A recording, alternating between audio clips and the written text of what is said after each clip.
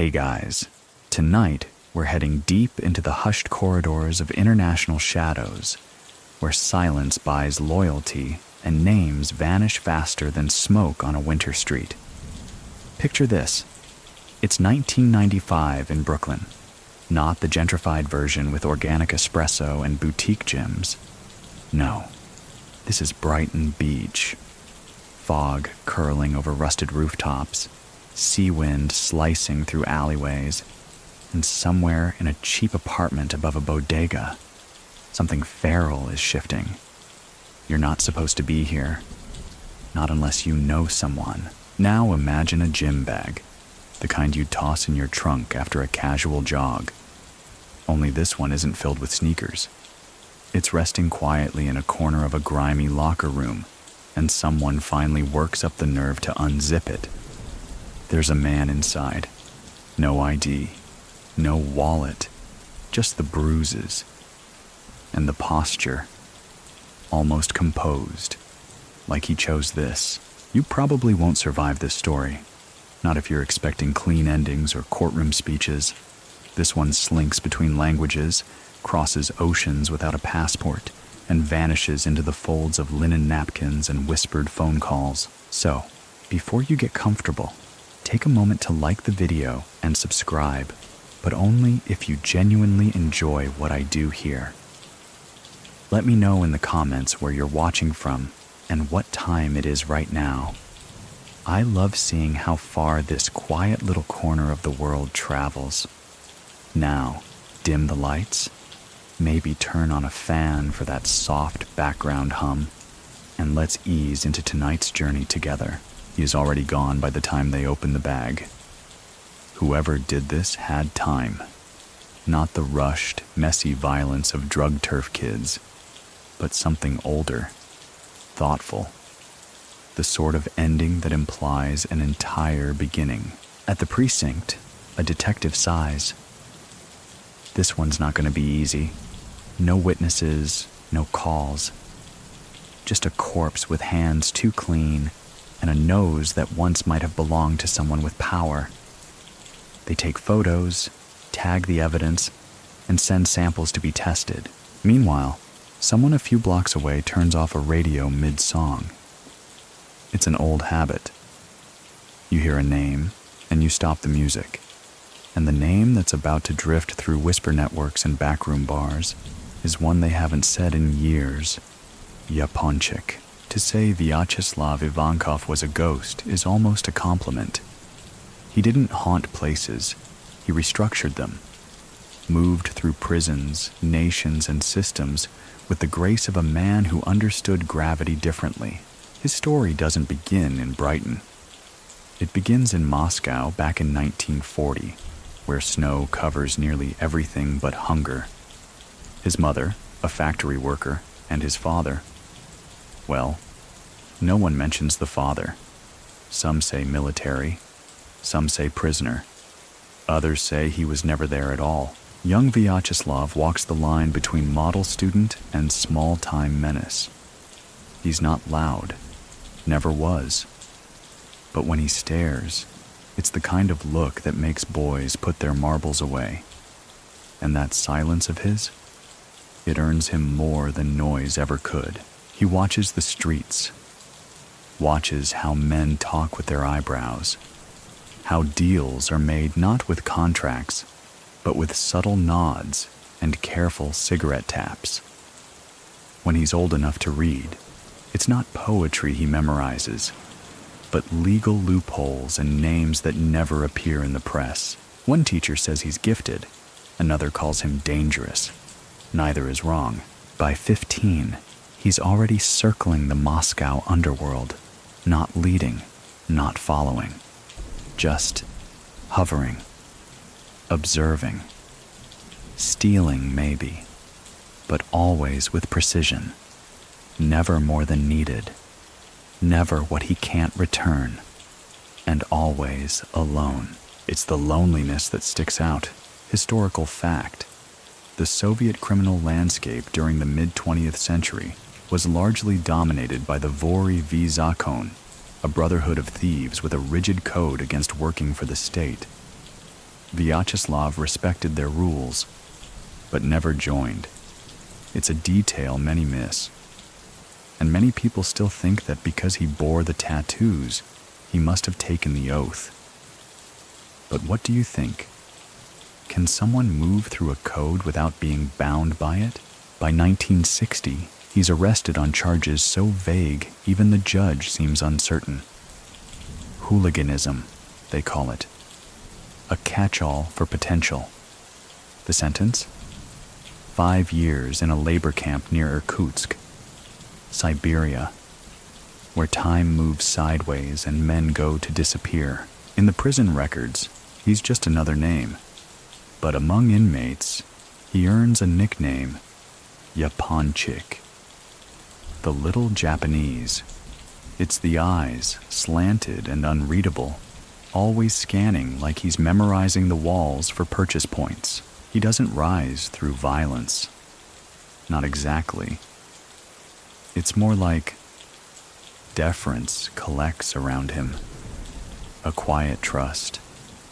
He knows the guards' names, knows which kitchen worker can be bought with a chess set, which officer's daughter is ill. He trades information, not favors, and when two factions threaten to tear apart the yard, Chechens on one side, Ukrainians on the other, it's Vyacheslav who steps between them. No yelling, just a slow walk, hands behind his back, and a few muttered words no one repeats. They listen, and that silence that follows, it's his currency now. He reads at night. Law books mostly, sometimes poetry. Not because he enjoys it, but because knowing how words move people is more dangerous than any shiv. He doesn't break out. Doesn't need to. When his sentence ends, he walks out of the gates with the same plastic bag he arrived with. But now the guards nod to him, a little too respectfully. Back in Moscow, the old networks are watching. They don't quite know what to make of him. Not a brute, not a sycophant, just calibrated. He opens a small repair shop, officially. But the basement is where things happen. Documents, mostly. IDs, work permits, fake names for men whose real names are either burned or buried. The work is meticulous. Borders in the USSR are no joke. But somehow his papers pass. Often, too often. Some whisper that the KGB must be involved. Others say he's just that good. He hires 3 men. All quiet, all loyal. None of them ever say where they met. It's the beginning. Not of a dynasty, but of an atmosphere. You don't hire Vyacheslav to do a job. You feel the pressure to ask him not to. And in that pressure, empires rise. By the mid-1960s, Moscow's criminal underground isn't run with brass knuckles. It's managed with rubber stamps and a typewriter that never jams. Vyacheslav Ivankov isn't building a gang. He's laying the framework for something far more enduring. Bureaucracy, after all, is just organized crime with better grammar. His forgery ring doesn't deal in crude copies. Every document that leaves his basement carries the faint scent of official ink, the right weight of paper, the faint yellowing on the edges that says, "I've been in a drawer since the Khrushchev years." Most forgers miss that detail. Vyacheslav doesn't. He's not printing passports for thrill-seeking teens. These are for men trying to vanish. Ex-military, disgraced party members, and once, supposedly, a ballet dancer who crossed the wrong oligarch. He doesn't ask. They don't tell. The operation is smooth. Too smooth. Word reaches people who never walk the streets without bodyguards. And then, without warning, his apartment is raided. Papers are burned. 2 of his men disappear. One resurfaces in a shallow ditch by the Volga, wrists bound with fishing line. Vyacheslav? Not at home when the raid hits. By the time the officers finish tearing apart the wallpaper, he's in Minsk, smiling politely at a border agent who's holding a passport that doesn't technically exist. Historical fact. During the Soviet era, internal passports were essential for movement and employment. Falsifying one was a high crime, often leading to long-term labor camp sentences. And yet, black market papers flowed steadily through networks like Vyacheslav's, so accurate even government offices were fooled. But this time, the authorities are serious. His name gets filed in multiple departments. Too many. So many, in fact, that the overlap causes confusion. One agency loses his file entirely. Another duplicates it under a misspelled alias. In this chaos, Vyacheslav finds his angle. He returns to Moscow 6 months later. Clean-shaven, heavier by a few pounds, walking with a limp he didn't have before. New name, new address. Opens a dry cleaning front near Gorky Park and waits. A man visits the shop on a Thursday. Doesn't say a word. Leaves behind a shoe with a name carved into the sole. That night, Vyacheslav closes early. The next morning, the dry cleaner is open again, but under different ownership. The sign's changed. So has the staff. Some say the man who walked out of that life was a cousin. Others claim Vyacheslav paid someone to wear his face for a year, just to confuse the system. Many people still think that the original Yaponchik died in a Siberian ditch, and someone else, calmer, quieter, took his place. So what do you think? Is silence more authentic when it's borrowed? Meanwhile, those who had hunted him find themselves promoted, transferred, or quietly retired. There's no order behind it. But the pattern whispers his name. By the 1970s, Moscow's underworld isn't bleeding. It's networking. Vyacheslav becomes the man you see sipping tea near the embassy, listening more than speaking. If someone disappears, you don't ask questions. If they return, you don't say welcome. You say, "How was the weather?" He mediates, quietly. A Chechen crew accuses a Georgian gang of slicing into their slot machine profits. Guns are drawn. Vyacheslav is called in, not by choice, but because he's the only man both sides believe won't lie. He shows up with a book of poetry, leaves it on the table, recites one stanza in Russian, one in Chechen. No threats, just long pauses. He leaves before dessert. The next day, the profits are split. The slot machines start spinning again. Information closest to character.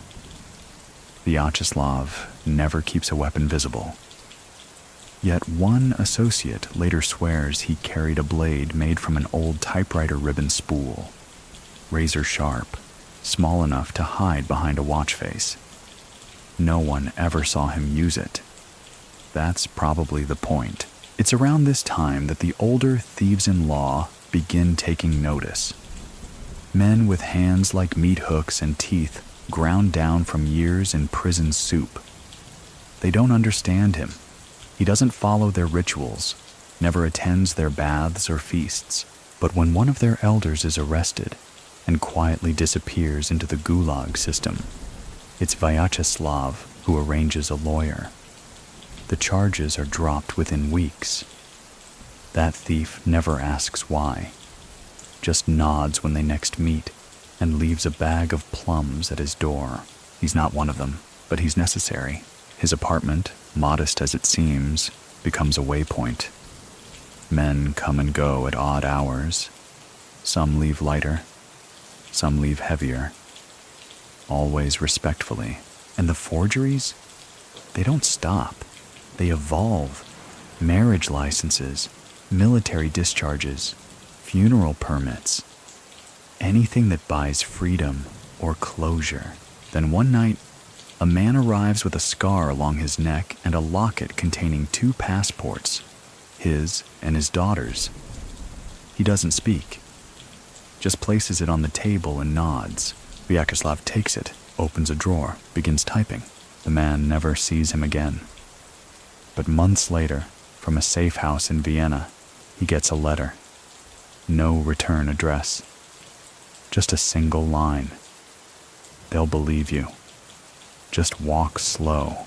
Years pass, and the whisper grows legs. Brighton Beach, America, the land where criminals wear suits and testify on Tuesdays.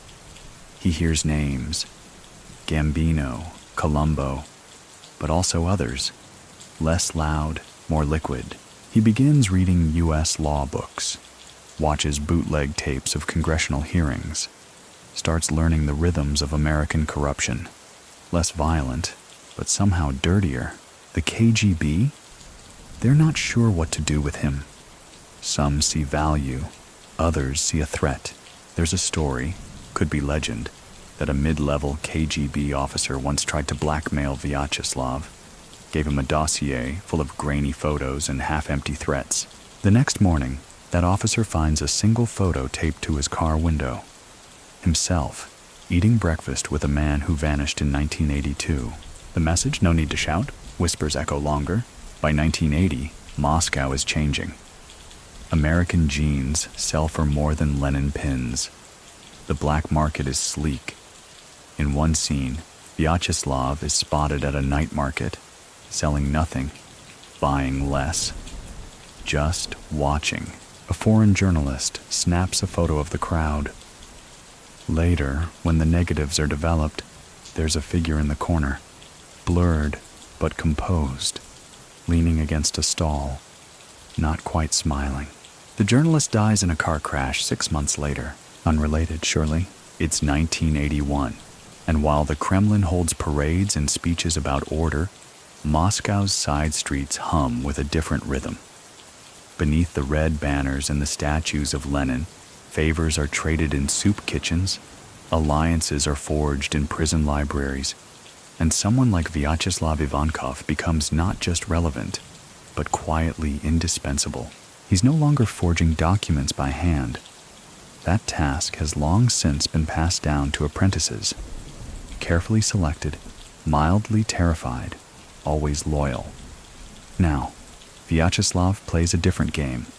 Logistics, movement, settlement, conflict resolution, but with just enough edge to remind people that peace isn't the only option. Disputes in the Soviet underworld tend to be resolved by force, quick, chaotic, and often spectacular. But Vyacheslav changes the tempo. He doesn't shout, doesn't brandish weapons. He arrives to meetings in outdated jackets, with a thermos of tea, and often speaks last. When he does, people lean in. One evening, in a smoke-choked back room of a bathhouse, a Chechen boss and a Slavic gunrunner square off over a missing shipment of Swiss watches. Tension thickens like steam. Vyacheslav enters late, nods to no one, pours tea. When the shouting pauses, he says 5 words. They were never yours anyway. Silence. The Chechen boss looks down.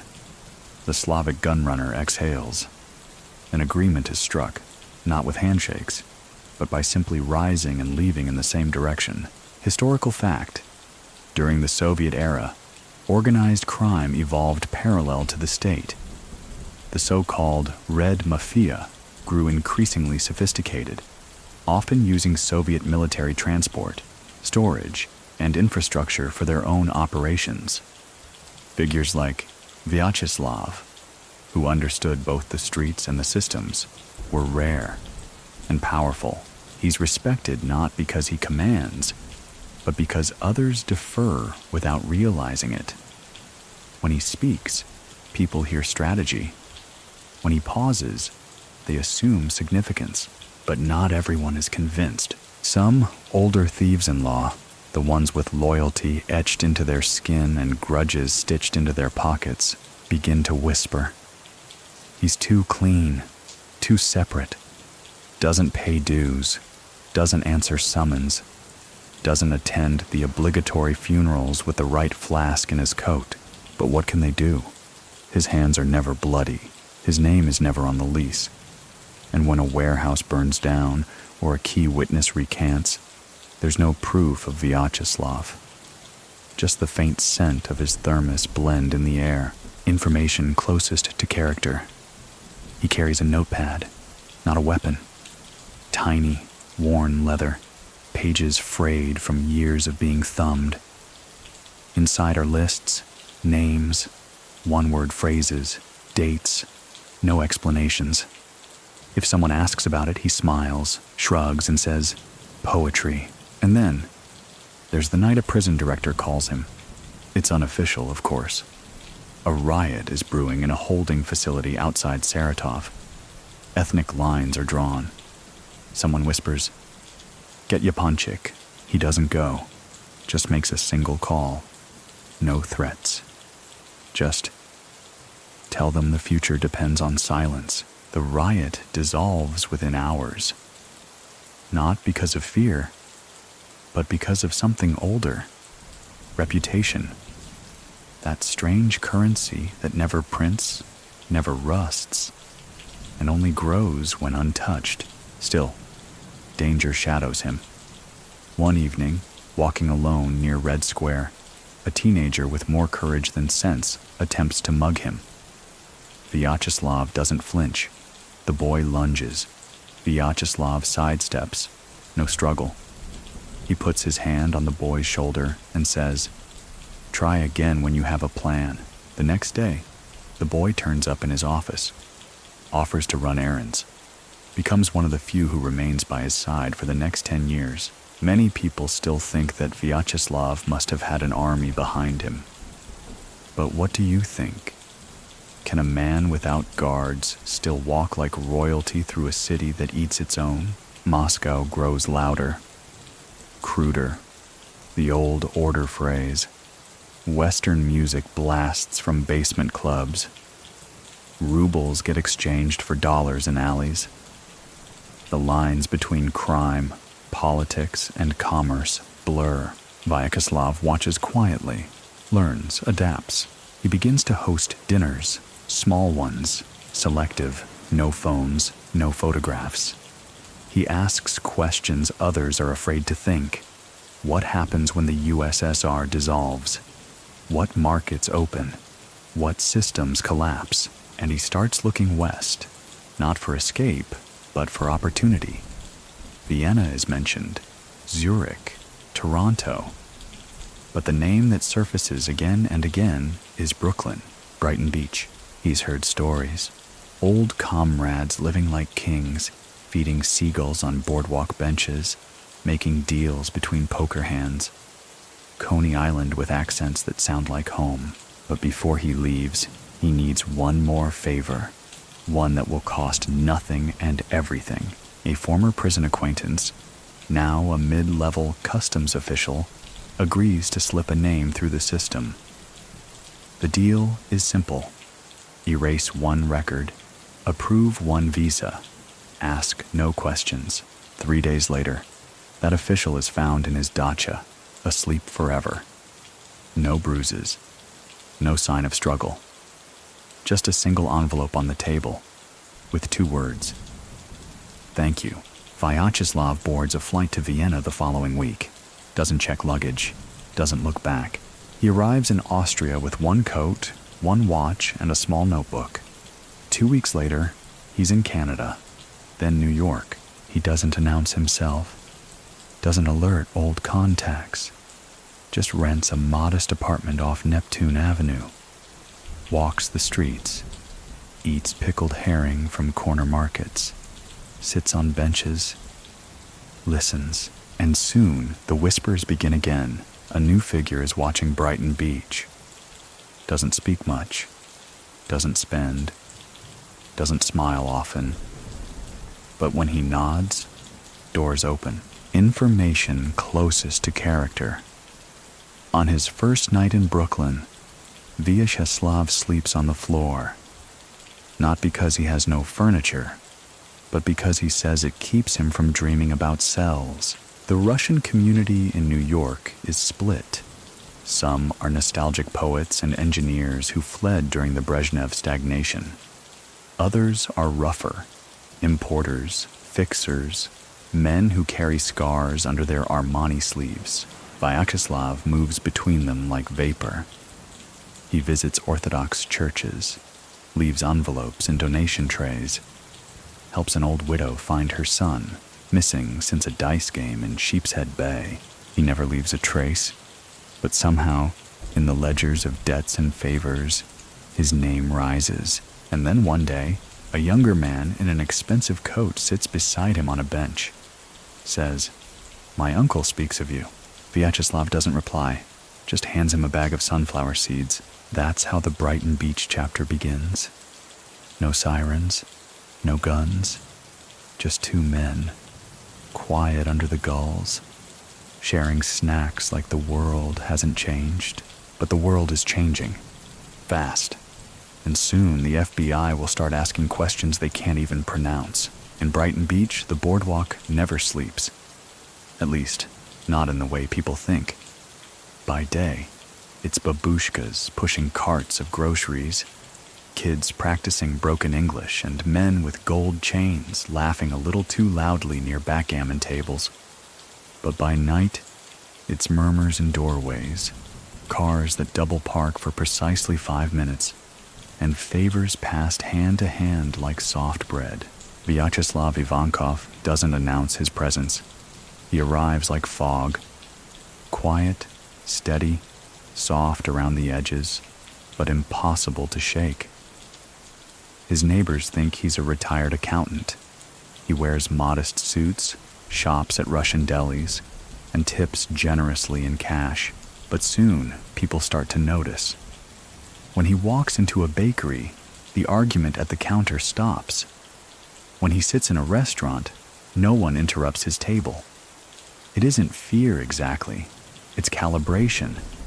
Everyone just adjusts. He begins to frequent a small gym tucked behind a dry cleaner on Neptune Avenue, the kind of place with rusty dumbbells and posters from the 1980s curling at the corners. He doesn't lift, he just watches. And sometimes someone joins him for a stretch and leaves with instructions that don't sound like orders, but change things anyway. Historical fact. Brighton Beach in the 1980s and 90s became a haven for ex-Soviet émigrés, many of whom brought with them the underground economy they'd mastered back home. American authorities called it Little Odessa. The FBI saw rising patterns of racketeering, extortion, and money laundering, often with ties stretching all the way back to Moscow and Kyiv. Vyacheslav fits in, and yet doesn't. He isn't part of the new wave of flashy Russian gangsters who flaunt cash and fast cars. His suits are older, his shoes polished but plain, but the newer players still gravitate to him. He becomes something like a consultant. You've got a customs issue at the docks? You ask him how to phrase a letter. You need to know whether this supplier from Vienna is reliable. He already knows their mother's maiden name, information closest to character. Every Tuesday, he visits a chess cafe near Brighton 7th Street. He never plays, just watches the old men move pawns like they're pushing history forward one square at a time. Once, a boy asks why he never joins. Vyacheslav replies, "I already know how the pieces feel." But while he makes no overt moves, the FBI starts to murmur. A man like Ivankov doesn't just disappear from Moscow and reappear in Brooklyn without making someone nervous. They start tapping phones, following his car. Only there's nothing to follow. He walks. He doesn't carry a cell phone. Pays in cash. Sends no emails. One frustrated agent jokes, "We're chasing a ghost with a coffee habit." Still, they try. The surveillance photos pile up. Always the same routine. Small meals, quiet walks, short conversations. But when you overlay the maps, the patterns emerge. Each person he meets has either recently gained ground in illegal liquor distribution or settled a bitter turf dispute. Coincidence? Maybe. But many people still think that Vyacheslav's influence wasn't in commanding armies. It was in rearranging gravity. So, what do you think? Can a man rule without raising his voice? One day, an Italian-American crew out of New Jersey sends a man to Brighton. Word is, they're expanding, and someone needs to check if the Russians will push back. The man arrives, eats at a waterfront restaurant, drops his name one too many times. 2 nights later, he checks out of his hotel early, minus 3 teeth and all his pride. He tells his boss, "They didn't touch me, but they didn't have to." The message? You don't test quiet waters. Still, Vyacheslav isn't interested in war. He prefers balance, and when balance is impossible, he prefers distance. He begins attending certain meetings, unofficial of course, where men with names like Mikhail, Boris, and Salvatore talk business. It's never called a sit-down. There's no fanfare. Just coffee, documents, and nods. And somehow, whenever there's friction, over turf, debts, or who gets what cut, he says very little. Maybe a sentence, maybe just a look. And suddenly, there's an agreement. At one dinner, a young associate from Miami, loud, eager, drenched in cologne, tries to impress the table by bragging about his connections in Florida's Port Authority. Vyacheslav lets him talk. When he finishes, Vyacheslav asks, "Do they still use ledger books, or have they upgraded?" The room pauses. The man blinks. "I don't know." Vyacheslav stirs his tea. "Then don't speak so loudly." The meeting continues. The young man doesn't return for the next one. Information closest to character. Vyacheslav keeps an American law book beside his bed, not to read the rules, but to understand their weaknesses. One page is dog-eared, the section on RICO statutes. He begins to invest, quietly, through shell companies, through friends of friends. A laundromat here, a parking lot there. Nothing flashy, but always placed near something louder. Clubs, casinos, pawn shops. As if buffering noise with silence, and always, he stays personally clean. Never touches drugs, never handles the cash directly. His name is never on the deed. His face, never on the lease. FBI agents scratch their heads. His record is thin. No fingerprints on weapons. No wiretaps with threats. Just meetings, handshakes, influence. The press begins to ask, who is this man in the gray coat? Where did he come from? Why does everyone treat him like royalty? The answer never arrives, but in a back room of a Brighton barbershop, a photo is taped to the wall. It's blurry, black and white, shows a group of men around a poker table. In the corner, half-shadowed, Vyacheslav is watching. He's not playing, he's not dealing, he's counting the chips. The FBI gives him a code name, the Ghost. It sounds theatrical, but there's exasperation behind the label. Because every time they try to catch Vyacheslav Ivankov in the act, there's nothing. A faint trace, a blurred photo, a witness who suddenly can't remember much, like a handprint pressed into water, already fading before they can analyze it. And the strangest part, he's polite. One agent assigned to tail him for a month notes in his report. Subject greets neighbors, feeds stray cat, wears same coat every day, 0 anomalies, seems to vanish mid-block at times, possibly using alleyways, or something else. That something else keeps haunting them, because while Vyacheslav walks alone, others walk because of him. And the flow of money, once chaotic and fragmented across the Russian-American underground, begins to show eerie coordination. Prices stabilize, violence decreases, the right people disappear, the right ones return. But he's not playing dictator. He's a harmonizer. At a time when small-time gangs are biting chunks off each other like rabid dogs, Vyacheslav offers structure.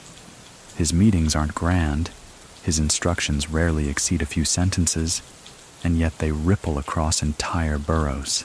Historical fact: by the late 1990s, the FBI recognized that traditional mafia families in the U.S.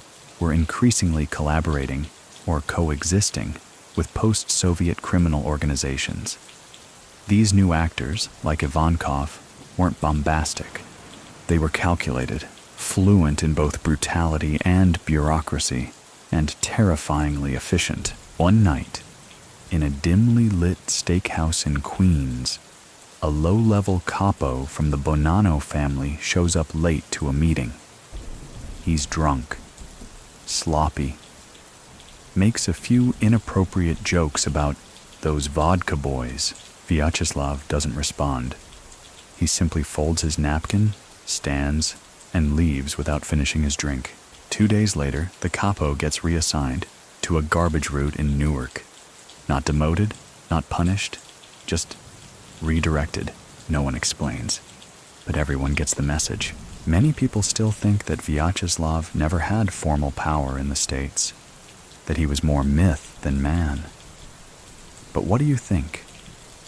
Can myth become muscle when the myth knows everyone's secrets? Information closest to character. He has a habit. Every time he hears a name in conversation, he repeats it softly, once, like tucking it into his coat. People who notice this tend to speak more carefully around him. And then there's the matter of the suitcase. It shows up in the locker room of a bathhouse on Coney Island Avenue. Staff assume it belongs to a patron, forgotten after a long soak.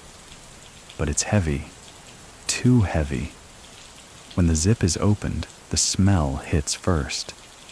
Then the sight, a body, curled almost respectfully, dressed, groomed, no signs of struggle, just stillness. The man inside, a mid-level fixer who recently began skimming from casino proceeds. No one claims the suitcase. No one saw who brought it in. But a rumor spreads quickly. Vyacheslav had visited that bathhouse 3 nights earlier. Not to bathe, just to sip tea with an old friend. The police investigate. Cameras offer nothing. Staff remember nothing. But the temperature in Brighton drops a few degrees. People start calling him Yaponchik again. He doesn't mind. At a grocery store near the boardwalk, a cashier stutters when asking if he needs a bag. Vyacheslav smiles gently and says, "Just the receipt, thank you." Later, that same cashier receives an envelope in the mail. Inside, money. Enough to cover a surgery his daughter needed. No note, no return address. But he remembers the smile. The ghost is never cruel without cause, but kindness from him feels like a warning. Gentle, yes, but unignorable. He starts spending more time in Manhattan, not Midtown, not flashy rooftop lounges. He prefers Upper West Side diners, places with regulars and waitresses who call you hun. He meets men in suits who talk more about zoning permits and offshore trusts than street-level skirmishes. This is the new battlefield, and Vyacheslav is fluent in every dialect of silence. He buys nothing, signs nothing. But businesses near him start to flourish, and when someone tries to shake down a new Russian bookstore in Alphabet City, they find the owner already spoken for. By who? No one says. Information closest to character. One summer night, he's seen sketching a rough map of Queens on a napkin. But instead of street names, it's labeled with smells. Diesel, rain, vodka, steel. A friend asks what it means. Vyacheslav replies, "Just trying to remember how the city breathes." And the city remembers him. At a funeral for a low-level enforcer, 30 people show up. They're not there for the deceased. They're there because Vyacheslav sits quietly in the back row, head slightly bowed. No one speaks to him. but everyone sees him. Even the FBI sees him. They bump into him. Accidentally, of course. Outside a bookstore. Try small talk. He nods, offers the name of a book he's reading. When they check, the book doesn't exist. The ISBN leads to a children's manual on gardening. Message received.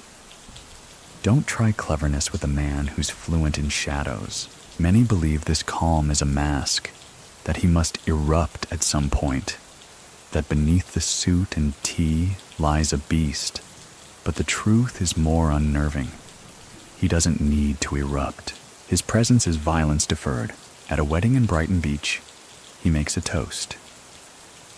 The room quiets, not because he demands it, but because silence arrives naturally where he goes. He thanks the couple, tells a brief story about his mother, and an onion that wouldn't peel. People laugh, then cry. A man leans over and whispers, "That's the most dangerous toast I've ever heard." The other nods. And the most beautiful, that's the paradox of Vyacheslav Ivankov. He doesn't fit the mold of the gangster. He's neither kingpin nor foot soldier. He's something else, an atmosphere, a rearrangement of tension, a quiet click in the room's lock you didn't know was there.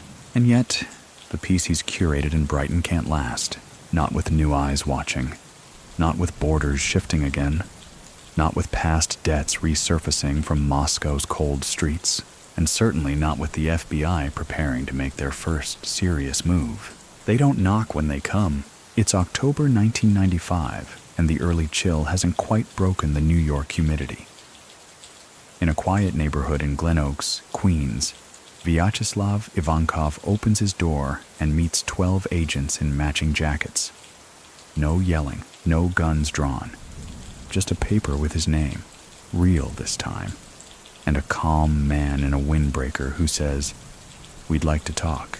He doesn't protest, doesn't ask for a lawyer, just nods once, steps into his shoes, and turns off the hallway light behind him. The FBI has been waiting for this moment for years. Agents from multiple departments, from Washington to Miami, have folders thick with notes, maps, names in red ink, arrows that all spiral toward this quiet man who buys pierogies in Brooklyn and somehow makes casinos tremble in Atlantic City. They've linked him to illegal gambling, racketeering, even murder conspiracies. But what they have, legally, is paper thin. So they go for the angle that always snags the big fish: tax evasion and extortion. Historical fact. Vyacheslav Ivankov was arrested in 1995 by the FBI and charged with extorting $3.5 million from two Russian-born businessmen in the U.S. He pleaded not guilty, but was ultimately convicted and sentenced to over 9 years in federal prison. As they drive him to the station, he doesn't speak, just watches the trees blur past. He notes how the American roads stretch out longer than Russian highways, less fractured, easier to disappear down if you know when to leave. At the station, he waits. Doesn't twitch, doesn't blink too often. He asks for tea. They offer coffee. He declines. Interrogations begin. The agents are eager. One plays the good cop. "We know you're smart, Vyacheslav. Help us understand." The other plays it cold. "You're done here. Your time's over." He leans forward, eyes calm, and replies, "If my time was over, you wouldn't need two of you."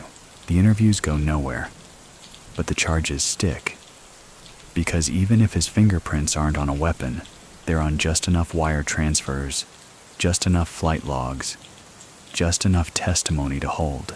Many people still think the FBI inflated their case against him, that he was made into a figurehead for Russian crime simply because he fit the look. But what do you think? Can the truth be stitched from fear and fabrications? In court, he's composed. The judge asks if he understands the charges. He nods.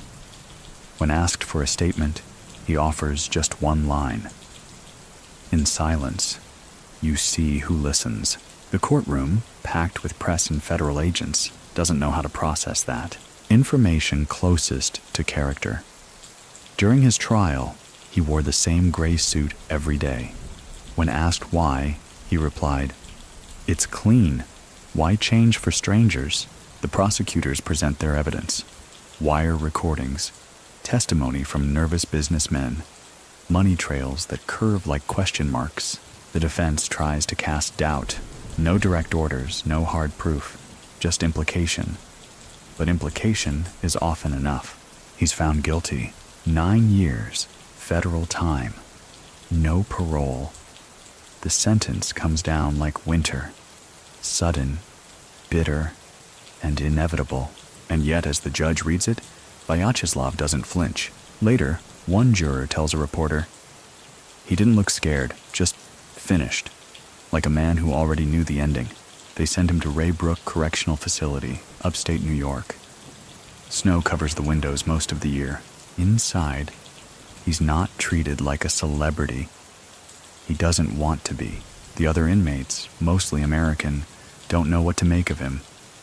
He's polite, reads quietly, occasionally teaches chess. Once helps a young man write a letter to his daughter. Translates it into Russian just because. He doesn't talk about his case, doesn't claim innocence, doesn't argue with guards. His cell is clean, always. Books arranged by height, not subject. Socks folded with military precision. And somehow, even in prison, he hears things. Names. Events. Someone tries to start a protection racket in the mess hall. Stops abruptly after a short conversation with Vyacheslav near the dish bin. A guard once asks if he's some kind of priest. He replies, "No, priests forgive." Outside, the world keeps spinning.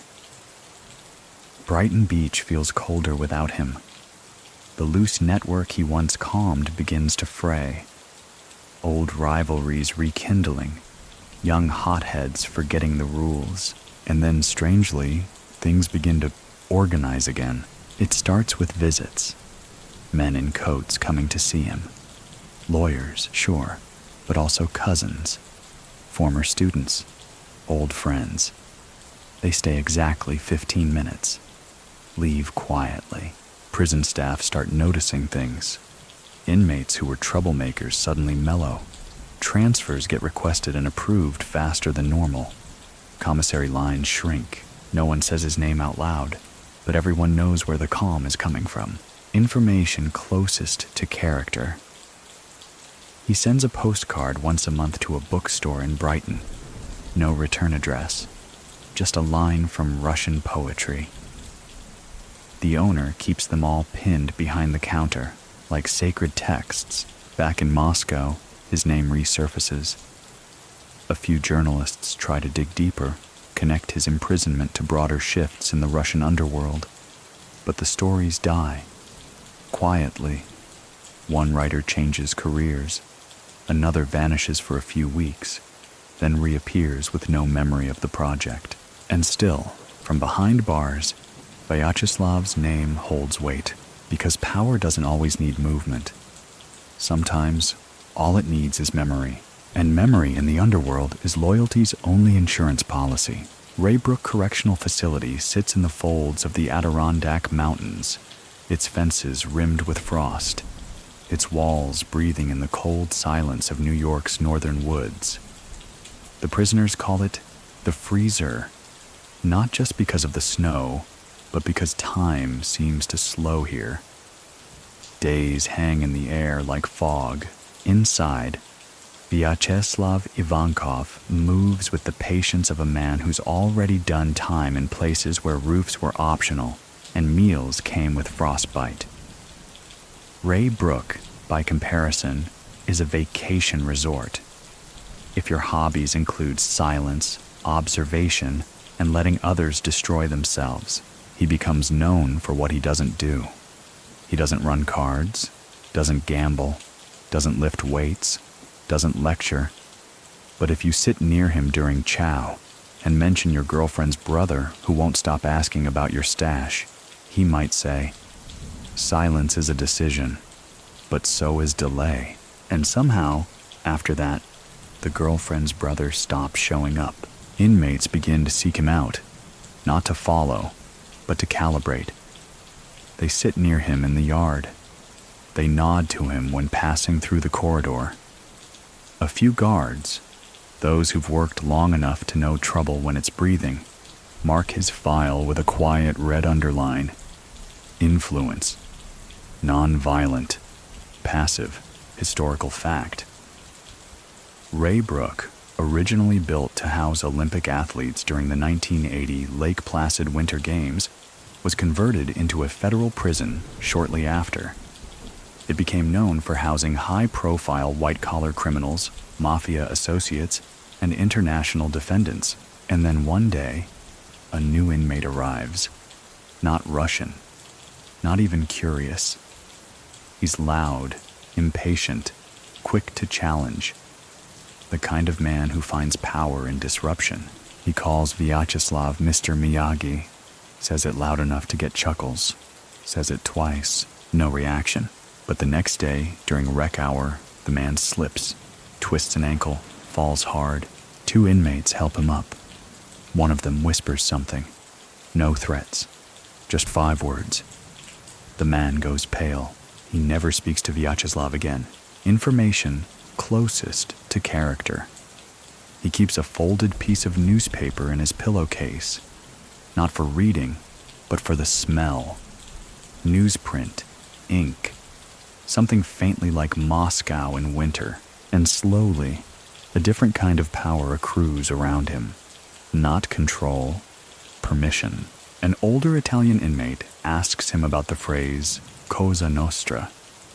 Vyacheslav replies, every family has laundry, but some choose to hang it indoors. The man laughs for 15 minutes. Outside, the FBI still keeps tabs. They intercept letters, follow bank movements, track visits, but none of it sticks. There's no new activity, just postcards to bookstores, recipes for beet soup sent to a diner in Brighton, yet the quiet ripples. A gang conflict in Brooklyn dissolves without bloodshed. A business dispute over shipping routes between Odessa and New Jersey ends in an unexpected merger. In a court filing related to a Florida real estate scam, a key witness recants with the line, I misread the document. They check the phone logs. One call made the day before. A prepaid number. Location pinged. Ray Brook.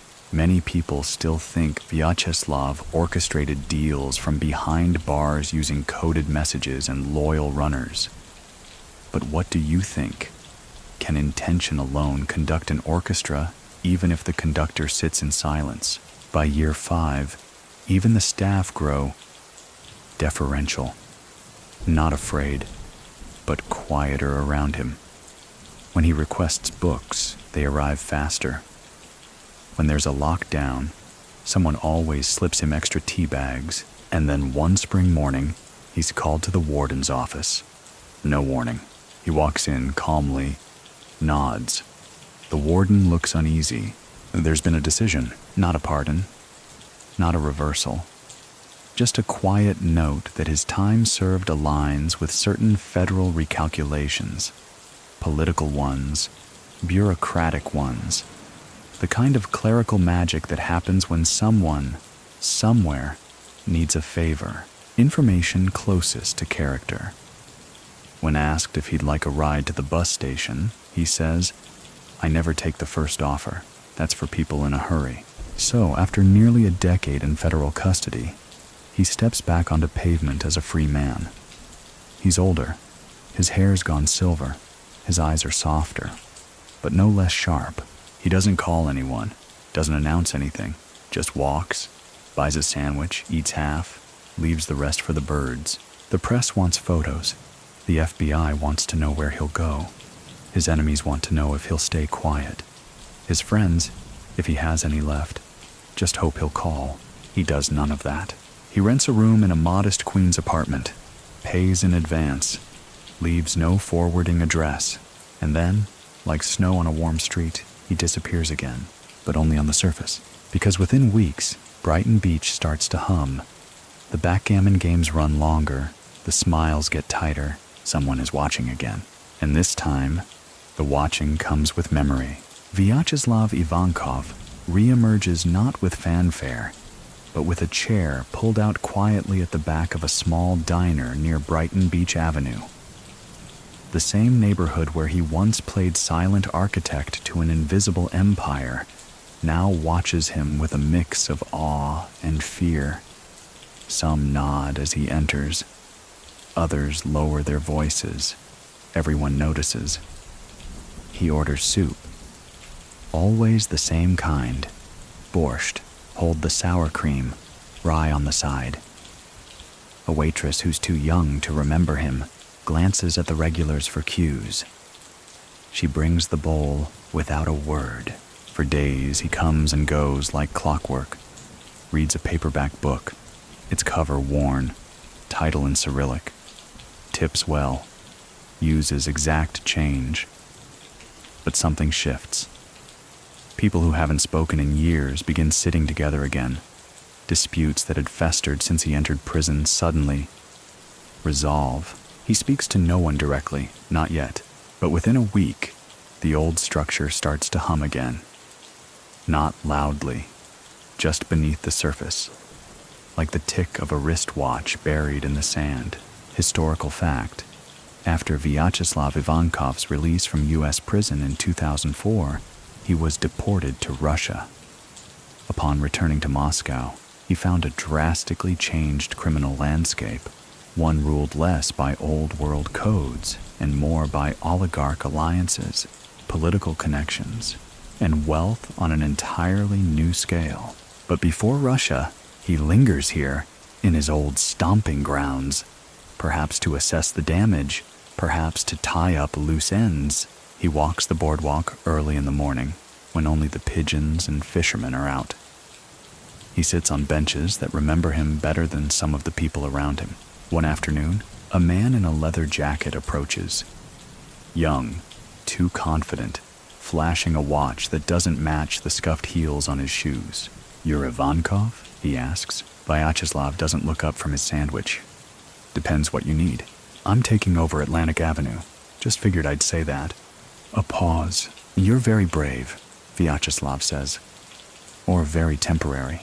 The man doesn't return. Information closest to character. He still never carries a phone. But he walks past payphones and glances into their coin slots. Just once. Just enough. The Russian expat community starts buzzing. Men who once drifted into other circles quietly migrate back to old haunts. Women who used to scowl when his name was mentioned now mention it with a distant warmth, like recalling the scent of a winter coat long lost in storage. He doesn't call meetings. But people begin showing up where he eats. At first, they sit 2 tables away. Then 1. Then someone offers him coffee. He declines, but not unkindly. And then one evening he disappears again. Just like that. Only this time the destination is official. Moscow. Russia welcomes him, not with open arms, but with sidelong glances. The country he returns to is colder in spirit than when he left. The old underworld has gone corporate. Men who once counted prison tattoos as currency now wear cufflinks and carry law degrees. He visits his old apartment. It's gone, replaced by a glass-fronted cafe that sells imported espresso and Wi-Fi. He stands in front of it for a moment, then turns and walks on. Information closest to character. He doesn't comment on the changes, but when asked how it feels to return, he says, "The trees are taller, but the roots are scared." He reconnects with a few old names. Some are dead, some pretend to be, others wait. He meets them one by one in quiet places, park benches, cemeteries, dimly lit basements that smell of wax and regret. They talk, they listen, some argue, none shout. He's not trying to reclaim anything. That's clear. He's assessing, mapping. Not just the criminal landscape, but the emotional one, and what he sees troubles him. The new power players aren't bound by loyalty. They're driven by greed. They laugh too loudly, change allegiances too quickly, and talk about honor the way people talk about nostalgia. With empty fondness, one oligarch invites him to a party.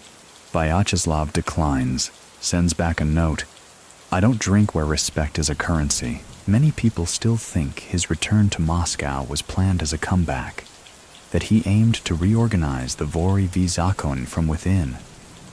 But what do you think? Can a man stand among ruins and not reach for the blueprint?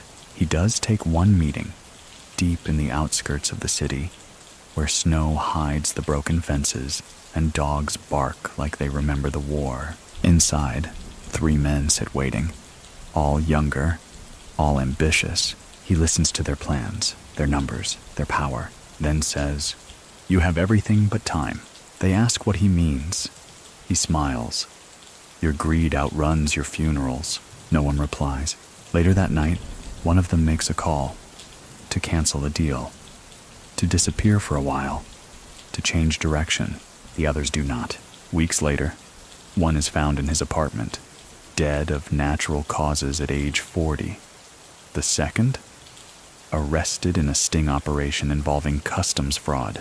Vyacheslav says nothing, but when asked privately what he thinks of their downfall, he murmurs, "Some echoes only happen once," and slowly, his presence again becomes more felt than seen. He doesn't need a seat at the table. He is the silence between sentences. Moscow by 2005 is a different animal entirely. The skyline has grown teeth, steel towers replacing the old socialist apartment blocks, glossy surfaces hiding colder calculations. The city buzzes not with revolution, but with transaction. Gone are the days of whispered codes and handshakes in bathhouses. Now, power moves through offshore accounts, boutique law firms, and security entourages the size of orchestras. The streets still whisper, yes, but fewer people are listening. Vyacheslav Ivankov walks through this new Moscow like a ghost from a black and white film that someone left playing in the corner of a neon casino. He's not ignored, he's bracketed. He visits old places, a park bench here, a soup stall there. One night, he sits beside a crumbling statue of Gorky and mutters, "Even the concrete looks tired." He's not bitter, just observing. Information closest to character. He still wears the same watch he did in New York. It no longer tells accurate time, but he keeps winding it, out of habit, or perhaps defiance. Some former allies welcome him back. They offer deals, access, protection. He listens, nods, declines, not rudely, just like someone who's seen too many hands try to reshuffle a deck that's already been marked. One oligarch proposes a venture involving diamond shipments from Yakutia, high yield, low visibility. "You'll be a silent partner," the man says. Vyacheslav replies, "I'm only silent when I'm alone." The man blinks, doesn't quite know if it's a yes or no. It's neither. Word spreads. He's not here to build. He's here to balance, because something in the underworld has shifted too far. The younger generation of gangsters has grown reckless. They play with imported cars and tech they barely understand. Their men lack discipline. Their moves lack rhythm, and more dangerously, they've begun to ignore the council. In the criminal world, especially among the Vory Zakon, informal courts once existed to resolve disputes, not with bullets, but with consensus. Vyacheslav was never a formal judge, but his presence once carried weight in those rooms. Now, those rooms sit empty. Or worse, they're filled with laughter. He tries to gather the old voices. Some agree to meet. They sit in a silent dacha outside Moscow, firewood popping in the stove, steam rising from chipped mugs. There are 6 of them. Once they could have reshaped the map of Eastern Europe with a single nod. Now, one of them coughs blood into a handkerchief. Another's on his third heart bypass. One keeps forgetting names. Vyacheslav listens as they talk. About lost respect, new enemies, sons who only care for Wi-Fi and luxury suits. Finally he speaks. If we don't whisper now, they will shout later, and shouting leaves bodies. Many people still think this was a final attempt to rebuild the old code, that Vyacheslav believed the Vori way could be revived. But what do you think? Can honor be retrofitted onto greed? He doesn't stay long, leaves before dawn, and once again, people start behaving just a little differently. Not out of loyalty, out of calibration. The quiet gravity around him still bends decisions, even if he doesn't ask for it. One nightclub owner suddenly settles a debt he's dodged for years. A corrupt customs agent retires early. A hit, planned against a vocal journalist, is inexplicably canceled. Nothing is traced to Vyacheslav, but everyone knows he sat near someone who knew someone who might have leaned in. Information closest to character.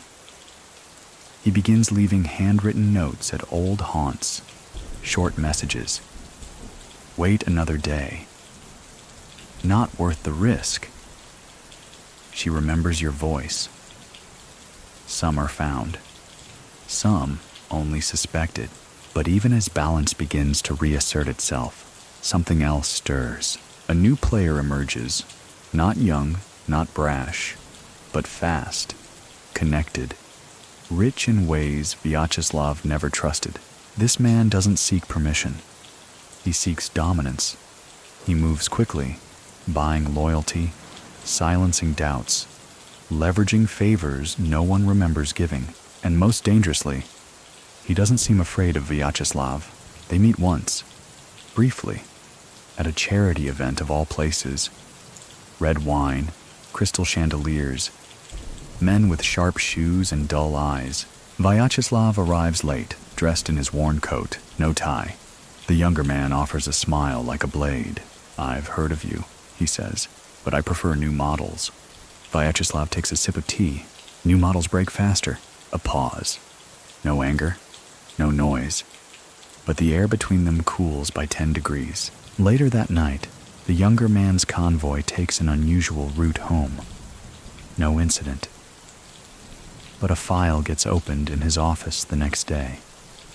Inside, a photograph, blurred, black and white, shows a man watching from a bench, half-shadowed. The message is old-fashioned and perfectly clear. Still, Moscow's no longer built for men like Vyacheslav. The rules have changed, and he, perhaps, has not. He retreats, physically and metaphorically, keeps to smaller circles, refuses interviews, stops writing postcards. But the silence doesn't feel like defeat. It feels strategic. The problem with ghosts is not that they're gone. It's that they linger. They sit quietly in corners of rooms, in the folds of curtains, in the space between phone rings. You can't confront them, but you feel them watching. Vyacheslav Ivankov becomes that presence in Moscow. Not quite absent, not quite here. He no longer holds court, yet his opinion circulates like currency. His name doesn't appear in headlines, yet he remains in every whispered conversation about how the underworld used to function and why it's falling apart. Those who dare speak critically of him often do so with a curious tone. Not anger, not contempt, just caution. Like a child talking about a thunderstorm in the next room, information closest to character. He takes to walking at dusk, always in the same district, always the same pace. He wears a small silver pin on his coat, an old naval insignia. No one knows where it's from or why he wears it, but it never comes off. By now he's in his 60s. His stride has slowed, but something about him remains untouched by age. His voice, never loud, is unchanged. Steady, controlled, still able to carve a room into attention with a whisper. He spends hours in libraries, often reading books he's already read. Russian classics, military histories, American legal commentaries. Once, when asked why he rereads so much, he replies, "Because the words don't change. But I do." He meets less often with former associates. Instead, he visits tailors, old friends, the occasional doctor. But each time, someone leaves behind a question, a file, or a name scribbled on a receipt. These small requests don't sound like operations, but they leave impact. A corrupt tax official suddenly steps down. A trafficking ring in the Urals mysteriously disbands. A journalist, previously threatened into silence, publishes a long exposé without interference, and yet Vyacheslav signs nothing, orders nothing, merely listens. Many people still think he was no longer active by 2006, that his influence was a shadow of what it once was. But what do you think? Can a man retire from power if power still arrives with him? Meanwhile, law enforcement in Russia grows selective. The state starts choosing which criminals to prosecute and which to use. Some gangsters get medals, others get vanished. Lines blur. Money and loyalty are now tied less to honor and more to political utility. Vyacheslav watches, doesn't comment. But one night, he dines alone at a small cafe. He leaves a note folded under the saucer. The waitress finds it hours later. 5 words. You cannot tax silence twice. He's not paranoid, but he's alert. Always was. He switches up his routes, declines formal invitations. If he senses danger, he simply doesn't show up, but danger comes anyway. July 2009. It begins as a normal evening. He's seen on surveillance camera entering a restaurant in northwestern Moscow. It's one of his few public routines. He always sits at the same table, orders fish, drinks green tea, reads a newspaper front to back, even though he's already seen it. This time, though, someone's waiting. A gunman, precision shot, sniper distance, 1 bullet, 1 collapse. It doesn't kill him, not immediately. He's rushed to the hospital, emergency surgery. The news leaks within hours, and suddenly Moscow holds its breath because someone shot the ghost. Information closest to character. As they wheel him into the operating room, a nurse swears he reaches into his coat pocket and removes a folded note. He presses it into her hand. Later, when she opens it, it reads, "Tell no one what you saw. That's how I lived this long." The media speculates. Was it a hit? A message? A reckoning? Some claim it was revenge. Others think it was state-connected. A few whisper the unthinkable, that it was a favor being called in from decades ago by someone who had once been spared. He survives the surgery for a while, lies unconscious for weeks.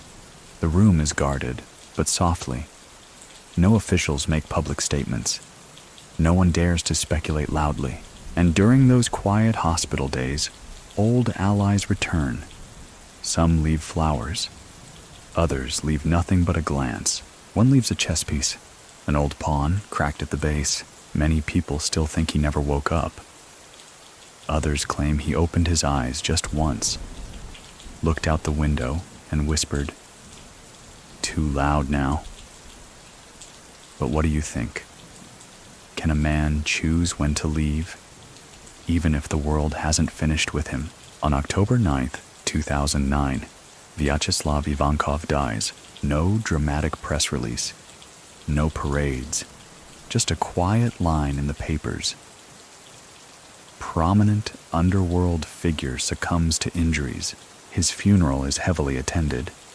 Men with trimmed beards and hard eyes stand beside men in worn coats and loose shoes. Some cry, others don't. But all are silent, because silence in his world is still the only true currency. The funeral takes place in Moscow's Vagankovo Cemetery, the final resting place of poets, actors, and underworld legends alike. Vyacheslav Ivankov's casket arrives just past noon, draped not in flags, but in heavy, anonymous fabric. No insignias, no colors, just the weight of a man no one dared claim. They come from every corner of the former Soviet world: Tatars, Georgians, Armenians, Ukrainians. Old thieves in law with silver rings and unreadable tattoos stand beside fresh-faced bodyguards who weren't even born when Vyacheslav first did time. No one speaks loudly. They shuffle through frost-dusted grass in silence, the kind of respectful hush normally reserved for saints or war heroes. And maybe, in his own crooked way, he was both. A small group lingers after the crowd has thinned. Men who once sat at makeshift round tables in prison basements, now older, wearier, but still able to nod in a certain way that means everything and nothing. One lays down a playing card, an old queen of spades, folded once down the middle. No one asks why. Everyone understands. Information closest to character. His will, if it exists, is never found. No property changes hands. No accounts are claimed. No heirs step forward. But the day after his burial, a modest bookstore in Brighton Beach receives a final envelope, postmarked from Moscow, with only 3 words inside: "You remembered well." After his death, the myths begin to take firmer root. Stories once spoken in hushed tones now roam freely. One says he helped settle a border dispute between rival criminal clans in Kazakhstan without ever leaving his apartment. Another insists he used to send empty envelopes to men who had crossed him, just to remind them he still existed. Another claims that when he was a child, he once spent a full night sitting beside a man dying in the snow, just so the man wouldn't die alone. No one can verify these tales, and no one tries to, because in Vyacheslav's world, the legend was the ledger. Many people still think that after his death, the balance of power in Russia's underworld fractured permanently, that his presence had held back more chaos than anyone realized. But what do you think? Can absence hold more weight than command? His name rarely appears in official histories. Textbooks gloss over him. Law enforcement case studies cite him as an influential figure, usually in footnotes. But in prison lore, in the soft language of thieves and fixers, and men who carry stories and scars, his name lingers like a password. Years pass. Moscow changes again. New buildings, new governments, new codes of conduct that only vaguely resemble the old. But in the quiet corners, subway benches, old bathhouses, chess tables in Gorky Park, his name still surfaces. Once, a young man with ambitions too big for his suit walks into a cafe where 3 older men are quietly eating. He boasts about who he knows, where he's going, how much money he's laundering. One of the older men pauses, wipes his mouth, and asks, "Ever hear of Yaponchik?" The boy shakes his head. "Was he anyone important?" The man nods once. He was quiet. The boy doesn't return. Information closest to character. A year after Vyacheslav's death, an unregistered phone rings once in a Brighton Beach bookstore and then hangs up. The call was placed from a payphone in Vladivostok. The number had been disconnected for over a decade. No one answers, but no one deletes the number either. In a broader sense, Vyacheslav becomes a marker, a symbol for a kind of criminal code that existed more in suggestion than statute. Not because he was pure. He wasn't. Not because he was kind. He could be terrifying. But because he believed, above all, in order. And order, even in the underworld, is a kind of mercy, So the next time someone talks about Russian organized crime and rattles off names that come with gold teeth and bodyguards, someone in the back might say, yes, but none of them ever made a room stop breathing like Yaponchik did. And they won't be talking about fear. They'll be talking about presence, stillness as pressure, silence as authority, and the rarest form of control, restraint. There's a saying among old thieves that the sharpest blades don't shine. They whisper. And for those who walked the Moscow streets or paced Brighton Beach's back alleys during the rise and retreat of Vyacheslav Ivankov, that whisper still trails them like smoke, because though his name stopped appearing in newspapers, it never really left the conversation. It slid between sentences. It hovered in glances. It waited, like a pause too long to be accidental. In the years following his death, something curious begins to happen. A generation that never met him starts invoking his name. Not loudly, just effectively. You know what Yaponchik would have said? Someone mutters when a business dispute starts boiling. He wouldn't have let that debt sit unpaid, another says, as if quoting scripture. And while none of them ever heard the man speak, his image, cool eyes, slight lean, that patient shrug, begins to show up in murals, in underground tattoos, even as screen names in forums that trade stories for silence. Information closest to character. At a warehouse on the outskirts of Odessa, a bulletproof clipboard holds a list of trusted names. Beside one, instead of a check mark, is drawn a small chess pawn, circled. The foreman refuses to say who left it, but it's not just reverence, it's longing. Because by now, the underworld is louder, cruder, deals are messy, betrayals are public. The old structure, flawed as it was, has been replaced by a kind of chaos that no longer answers to anything but ego. And in that vacuum, stories about Vyacheslav become more than legend. They become moral compasses. Broken ones, perhaps, but compasses nonetheless. One tale spreads among mid-tier operatives. A young courier in 1992 once lost an entire briefcase of clean cash, left it on a subway bench during a panic attack. Certain death. But when he returned hours later, the briefcase was still there, and beside it, a man was sitting, quiet, smoking, watching. He said nothing, just nodded once. The courier grabbed the case, apologized breathlessly, and stumbled away. To this day, he claims it was Vyacheslav. Is it true? No one can say, but the story gets told like gospel. Many people still think his mystique was manufactured, fueled by silence and selective memory. But what do you think?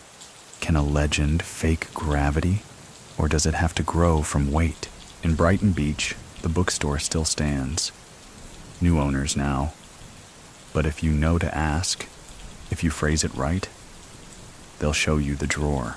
Inside, a stack of postcards, yellowed at the edges, all unsigned. The ink has faded, but one bears a line from Pasternak. To live and not lie. That is all. No return address. In Moscow, the cafe he frequented is now a clothing boutique. Trendy, bright, clean.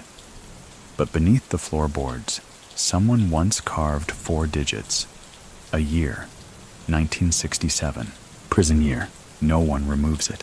Information closest to character. In a police archive in Kazan, a folder titled Persons of Influence remains sealed. Inside are 27 files. One is thinner than the rest. No birth date, no charges, just a single sentence. Speaks when necessary, silence preferred. His absence creates a shape, an outline in the snow. One that others try to fill, but they always come up short. A man in St. Petersburg tries to emulate his calm. He ends up stabbed in a nightclub bathroom. A fixer in Berlin starts calling himself The ghost, too. He gets laughed out of his own racket, because style without substance is just theater, and Vyacheslav was never performing. He once said to a friend, one of the few who knew him without needing favors, "Power isn't how many follow. It's how little you have to move to make the room tilt," and he tilted rooms without moving.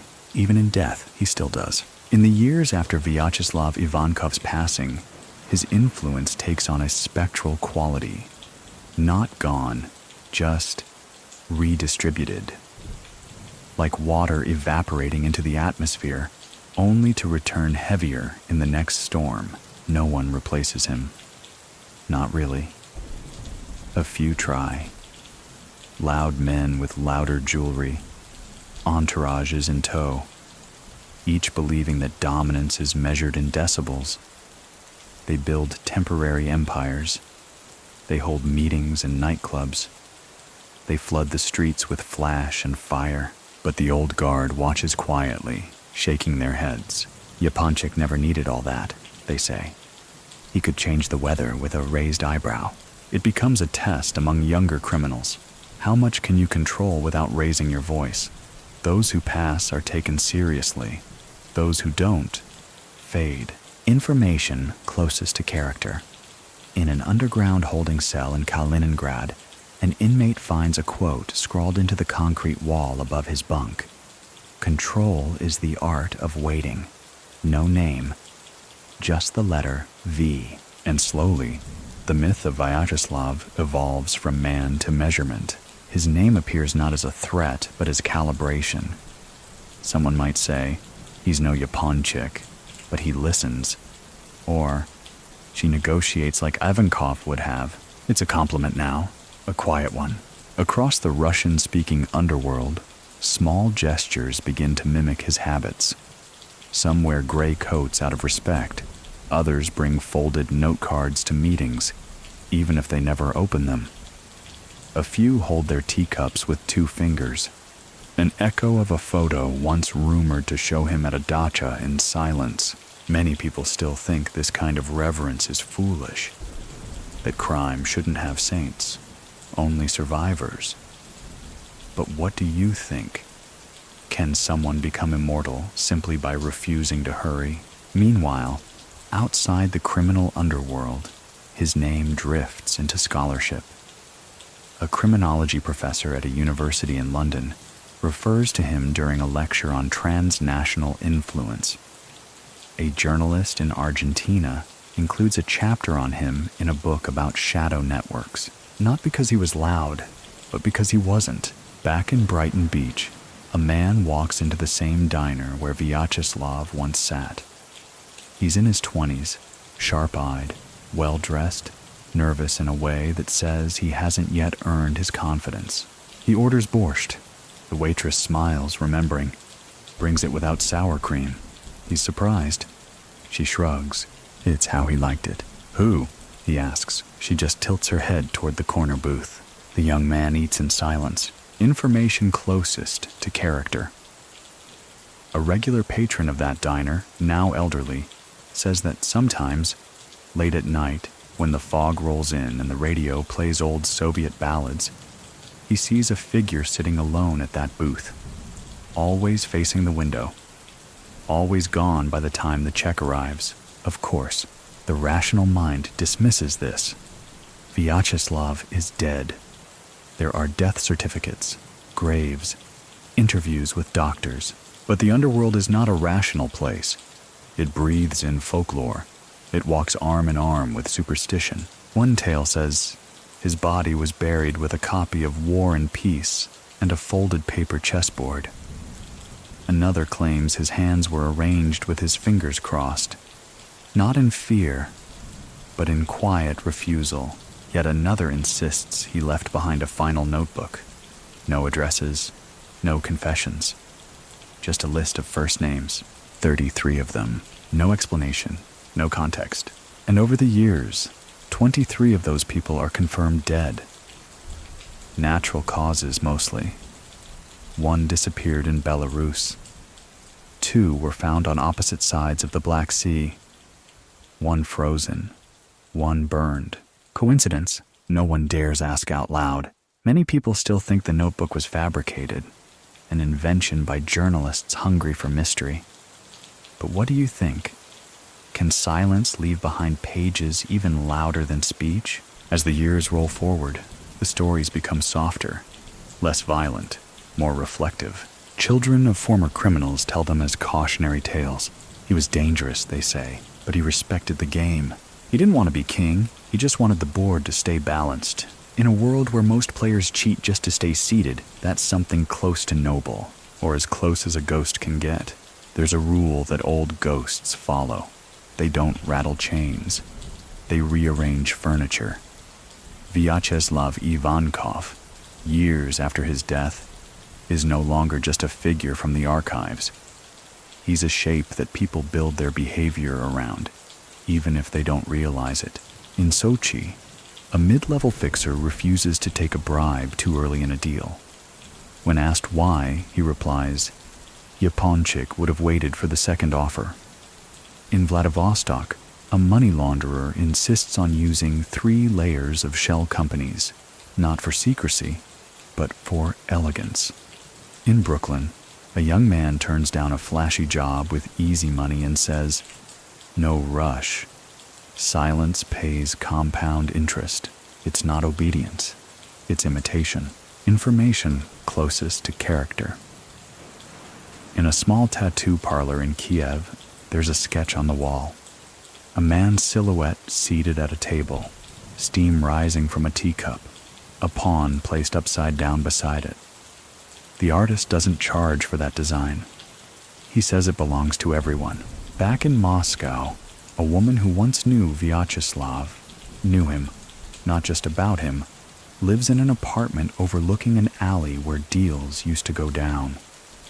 She says he once told her, "Noise is impatient, but patience builds a second door." No one quite knows what that meant, but she keeps her front door unlocked.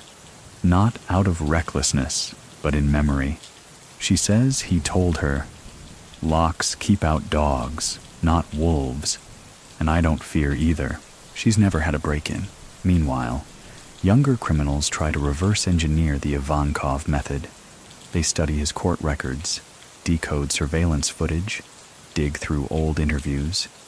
They even try to reconstruct his speech patterns, short, subtle, rhythmic like chess timers, but they never quite get it. Because the key ingredient is missing, stillness, and not the lazy kind, not silence for effect, real stillness. The kind that comes from knowing you don't need to move just to matter. Many people still think the reason Vyacheslav endured so long was luck, that he survived the gulags, the KGB, the FBI, and a changing underworld because of timing, not talent. But what do you think? Can someone walk through 4 decades of danger without ever drawing their blade and call that just coincidence? There's a video clip that resurfaces every now and then. Low resolution, security camera footage from 1998. It shows a man walking out of a hotel. No sound, no context, just movement. But what stands out is how everyone else in the frame pauses. Waiters freeze mid-step. Bellboys slow down. Conversations stall. He walks past, hands in pockets. No entourage, no nods. And yet, the air seems to part for him. Later analysis confirms it's Vyacheslav. Information closest to character. That clip gets studied in a body language class at a European police academy. The instructor says, "This is what command looks like when it doesn't need permission." Elsewhere, the stories fade into stranger territory. One claims he once lived in an abandoned theater for a year, never speaking. Another insists he kept 3 passports with identical names, but different birth years. So even he didn't know which was real. A popular one? That he never died. That the man buried under his name was a body double. That Vyacheslav now lives quietly in a fishing village in northern Japan, growing herbs and watching the sea roll in with the same patience he once reserved for Manhattan's chaos. The theories contradict themselves, which is exactly how he'd prefer it. In an obscure crime novel published under a pseudonym, a character appears, thinly veiled, clearly modeled after him. The book is banned briefly, then allowed back into circulation. In interviews, the author says, "I didn't write him. I transcribed the silence where he should have spoken. There's a saying now in the underworld, don't try to be Yaponchik, just try not to embarrass his memory."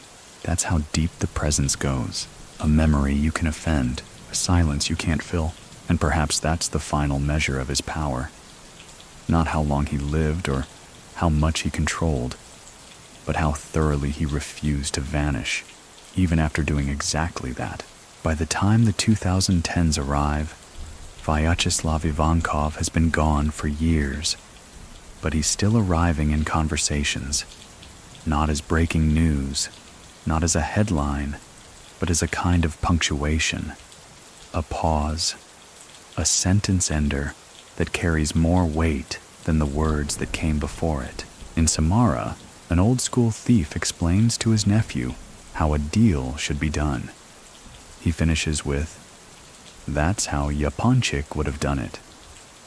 In Tel Aviv, an ex-bodyguard recounts working security for a nightclub rumored to be blessed by Vyacheslav. He never saw him, but I could feel he'd been there. In Berlin, a journalist writing on transnational crime networks notes in passing, "Every modern Russian syndicate either feared, studied, or misunderstood him. The legend becomes less about the man and more about the silence he engineered, the restraint, the chill that made smarter men cancel plans. But where stories usually inflate in the telling, his compress. They become cleaner, sharper, more precise. Like him, information closest to character. A framed photo hangs behind the bar at a small jazz club in Riga. It shows a table of men in wool coats. One of them, half-shadowed, holds a teacup, his expression unreadable. The owner of the club won't say who he is, but he polishes that frame once a week, without fail. Back in Russia, a new generation of crime lords has risen. They are younger, faster, richer, and far more fragile. Most don't know how to survive the long game. They're addicted to the sprint. They spend fortunes on visibility, branding themselves like businesses, wrapping blood in logos. One tries to invoke Vyacheslav's name during an interview with a crime blogger, says something like, "We're the new Yaponchiks." The backlash is swift, quiet, but brutal. Old allies vanish, investments pull out, rumors begin to swirl. By the end of the year, he's seen leaving Moscow in the back seat of an unmarked car. The next day, his top lieutenant announces a temporary restructuring. Lesson learned, because some names are not tools. They're boundaries, and he was the last real one. Historical fact. Despite the mythos that now surrounds him, Vyacheslav Ivankov was not universally beloved within criminal circles. Many saw him as too independent, too cerebral. But even his detractors acknowledged one thing. He survived eras that devoured others whole. In Brighton Beach, his photo surfaces briefly in a shop window. Someone's tribute, perhaps. It stays up 3 days before being removed. No one claims responsibility for putting it there, or taking it down. People just nod when you mention it. Like the tide came in and left behind the shape of a footprint it had no business preserving. Many people still think he could have ruled more openly, taken full control, built a lasting empire. But what do you think? Can a man who understood balance choose chaos and survive it? A woman, who once served him tea at a now-closed cafe, recalls the way he would look out the window, not scanning for enemies, not bored, just looking. She once asked him what he saw. "Movements," he said. "Some loud, some not yet." She still keeps that teacup. Never washes it. It sits behind glass. Information closest to character. A private collector in London claims to have acquired Vyacheslav's final notebook. In it, no names, no plans, just dates. Most from the past, a few from the future. One of those future dates coincides with the sudden collapse of a Belarusian smuggling ring in 2017. The facts blur, the edges soften, but the temperature around his name never changes. Even in prisons now, younger inmates are told stories about him, not as a threat, but as a template. You want to last? Watch how Yaponchik moved. You want to be remembered? Then stop trying to be noticed. He didn't build a family. He built an atmosphere. He didn't bark. He waited. He didn't run from shadows. He taught them how to walk, and by the time the world noticed he was gone, he had already become a weather pattern. So here, near the midpoint of our long night, we pause. Not to mourn, but to feel the stillness, to listen for the echo, to inhale the silence and remember that once, just once, there lived a man who could hold a room without ever raising a finger. Fade out, long breath, let the weight settle gently. There's a calm that drapes itself over certain kinds of nights, the kind where the air feels thick, even when it's cold, and the only thing louder than your footsteps is your own hesitation. In this quiet, Vyacheslav Ivankov once thrived, not because he controlled it, but because he never needed to. In the posthumous glow of his legend, Moscow's crime families fracture into two kinds of people: those who pretend to have known him, and those who did and will never say so. His influence, like a low fog, doesn't rise, but it stays, and it makes everything feel colder. A young lieutenant in Kazan tries to mirror the old way, measured, deliberate, subtle. He pulls off 2 clean deals before vanishing. Word spreads he was too disciplined. That is, he reminded the wrong people of someone who used to own the silence. You'd think that kind of paranoia would fade with time. But in Vyacheslav's case, the opposite is true, because while others live and die in waves, rising fast, falling faster, he moved like sediment, layer by layer, quiet, permanent. Information closest to character. A museum of Soviet criminal history opens a small exhibit. Among the artifacts, a single coat button engraved faintly on the underside with the number 2797, his first prisoner ID. The label beneath reads only, "Unknown origin," likely ceremonial. Across the Atlantic in Brighton Beach, life rolls forward. The grocery stores still sell buckwheat and fish heads. The chess tables still draw stubborn old men. The storefronts still whisper in Russian, even when they shout in English.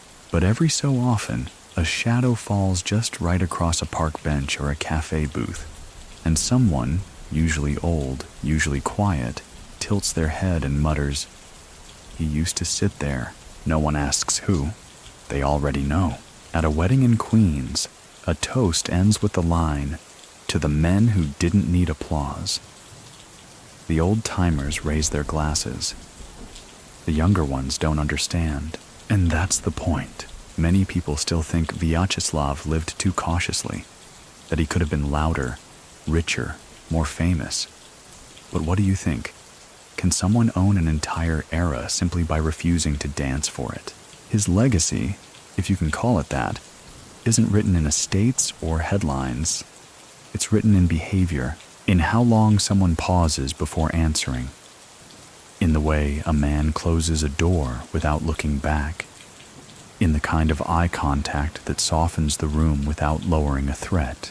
He never declared himself a don, never made a throne of corpses, but those who stepped out of line tended to find the floor colder, And perhaps that was his greatest strength. He knew the end of the story didn't belong to the loudest voice. It belonged to the last breath that still carried meaning, information closest to character. In a coastal village near Sakhalin, a small, handwritten book is discovered in a sealed wooden drawer. Inside, quotes, dates, and proverbs. One line reads, "I don't fear death. I fear leaving a room with work unfinished." There's no author. Just a drawing of a pawn. So where does the echo go once the voice is gone? It goes into the walk of a quiet man leaving a bar without paying because someone else already did. It lives in the look exchanged between two rivals who know better than to speak first. It lingers in an unsent letter, sealed in a drawer that only gets opened when it's far too late. And it hums in the black thread of certain nights, when wind presses too hard on window panes, and you wonder if you're alone. You are, but you aren't, because silence this heavy never travels unescorted. And if you ever meet a man who says nothing, moves like memory, and orders tea without looking at the menu, sit still. Watch closely, and maybe, just maybe, don't ask his name.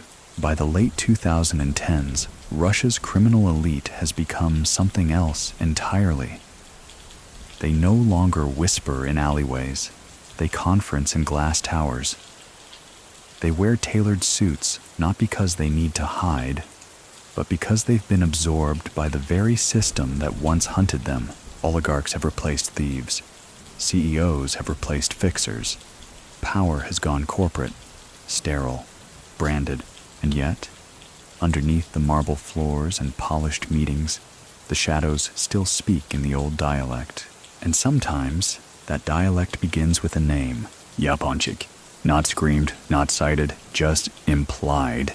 A brief glance passed between two middlemen during a negotiation. A silence that holds half a sentence. A cup of tea placed just so on a table before a decision is made. They're not superstitions. They're habits, inherited from those who survived the era when silence wasn't style.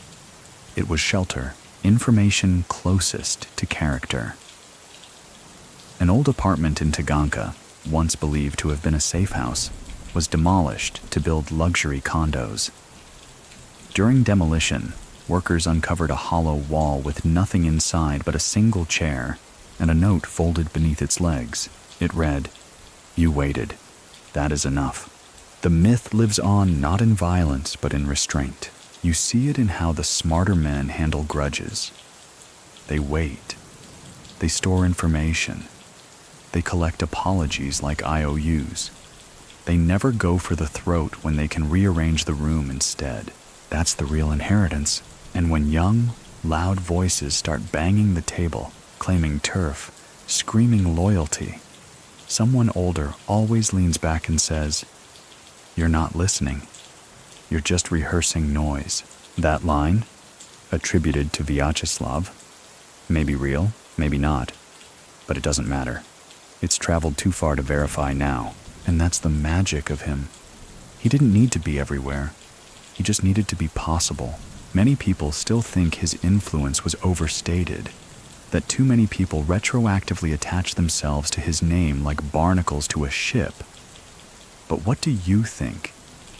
Can a ghost choose who clings to it? Or does it simply drift, collecting loyalty the way others collect war stories? A certain pattern emerges among those who still remember him firsthand. They don't speak of him with awe. They speak of him the way old soldiers speak of a good pair of boots. Functional, silent, dependable, when everything else fell apart. One man, a retired fence now working in a small electronics repair shop, says, "You know what he taught us? That dignity doesn't ask permission. It just stands up." The man fixes a cracked phone screen while saying it. Doesn't look up. Doesn't need to. Information closest to character. In a public restroom in Saratov, the walls are covered in graffiti. Among them, scrawled in faded blue pen above the mirror, is a line in blocky Cyrillic. Don't run if your feet aren't asking. Locals believe it's a quote from an old prison manual. Others claim it came from him back in Brooklyn, the last cafe where Vyacheslav once sat closes down. The building is gutted, turned into a boba tea shop with pastel walls and lo-fi playlists. But before the renovation begins, a worker finds something wedged deep behind a baseboard. A single playing card, the Queen of Spades. Folded once, no one claims it. They frame it, hang it above the bar. Most customers think it's an art piece, but an old man who walks in once a week just smiles at it and nods. He never orders. He just sits, then leaves. There's no plaque, no explanation, just presence, and sometimes that's enough.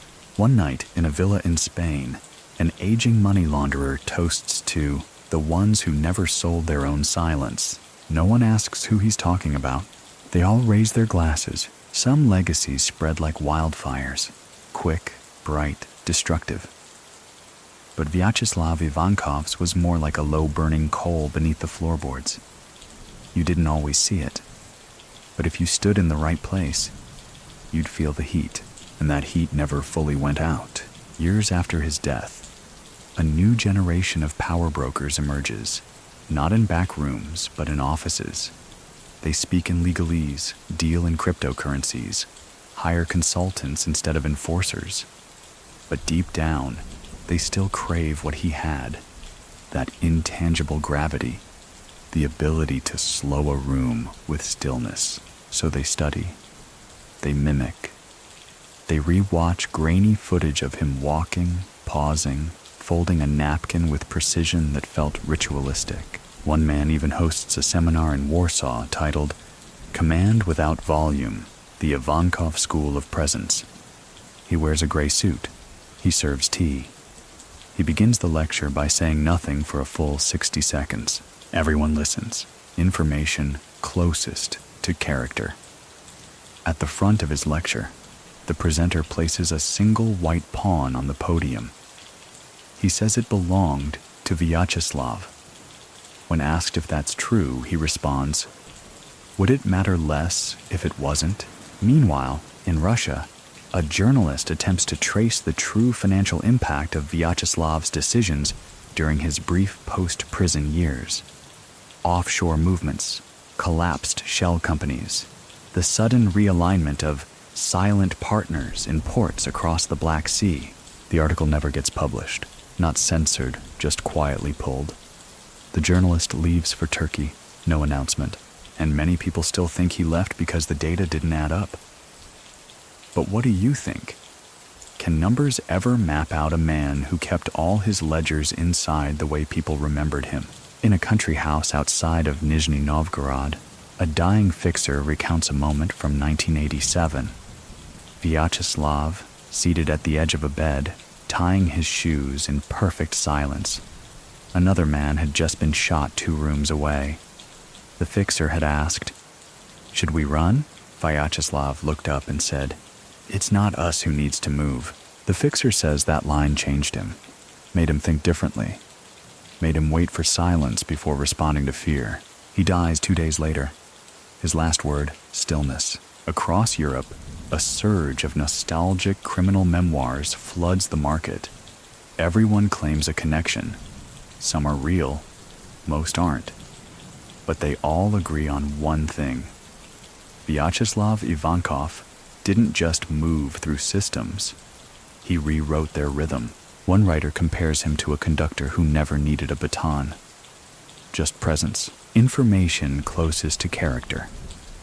A declassified FBI memo from 1996 states, "Subject Ivankov displays unusual ability to command influence without directive.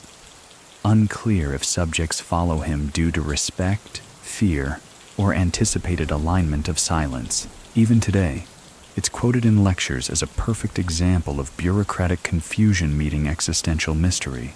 In Georgia, a former smuggler sits beneath a lemon tree. He's old now, mostly deaf, but his eyes sharpen when a young relative brings up Yaponchik. "Don't say it lightly," he snaps. "You say that name with water in your mouth." The boy laughs until he sees the look in the old man's eyes. Then he stops. Later, when asked why that name carries so much weight, the smuggler shrugs. Because he didn't throw it around like loose change. It's not just criminals who recall him. A retired intelligence officer, speaking at a closed-door security seminar, calls him a systems-level operator. Says he was the rare figure who understood how pressure, trust, and doubt could be currency. He didn't leak, he displaced, the officer says. And that's much harder to track. There's something poetic about it. The man whose voice was rarely raised now echoes more loudly in death than most ever do in life, not through monuments, not through documentaries, but through behavior, in how someone passes a note, in how a debt is acknowledged without being spoken, in how a deal gets closed before it's even offered. And in that in-between space, between offer and acceptance, between suspicion and silence, that's where he still lives. Time has a strange way of rearranging the truth, especially when the subject never confirmed it to begin with. Vyacheslav Ivankov, years into the rear view, becomes less of a man and more of a method. In the quiet mechanics of criminal order, there are now rules attributed to him, none written down, all enforced through nods, glances, and the occasional sudden withdrawal from a deal. They call them Yaponchik's edges. Rule 1. Never finish a sentence if the silence already agrees with you. Rule 2. If they expect you to move, don't. Rule 3. If someone asks you if you're dangerous, smile. Information closest to character. In a private WhatsApp group for security consultants in Eastern Europe, the phrase Edge 2 is often used as shorthand for staying still during negotiation. It's never explained. Those who understand simply nod. Meanwhile, in old prison camps long since abandoned, former inmates still tell stories about a man who won his fights without throwing punches, who mediated gambling disputes with a look, who once got an officer reassigned just by letting slip that he seemed tired lately. Some say he used to plant false rumors just to see who would bring them back, and then, depending on the tone, decide who would leave the circle and who would come closer. Tests wrapped in tea, one ex-cellmate calls them. Not long ago, a documentary filmmaker attempted to produce a 6-part series on the global rise of Russian organized crime. His first episode focused on Ivankov. The episode never aired. Funding was pulled. The production company issued a vague statement about narrative realignment, but an editor leaked a rough cut. It shows an interview with a retired FBI agent. When asked if Ivankov ever scared him, the agent laughs. "No," he says, then adds, "But that was the scary part." Many people still think Vyacheslav manipulated his own legend, that the silence was intentional theater. But what do you think? Can a man build myth if all he ever did was close doors softly behind him? In a bookstore in Odessa, a shelf is dedicated to the quiet ones. It features authors, philosophers, monks, and, oddly enough, a small, unmarked file folder tucked beside a copy of Notes from Underground. Inside are photocopies of newspaper clippings, police sketches, and one blurry photograph of a man pouring tea. No label, no price tag, but the owner watches closely who picks it up. Information closest to character. A retired tattoo artist from Minsk claims to have given Vyacheslav his final piece, a chess bishop on the inside of his left wrist, drawn in faded blue ink.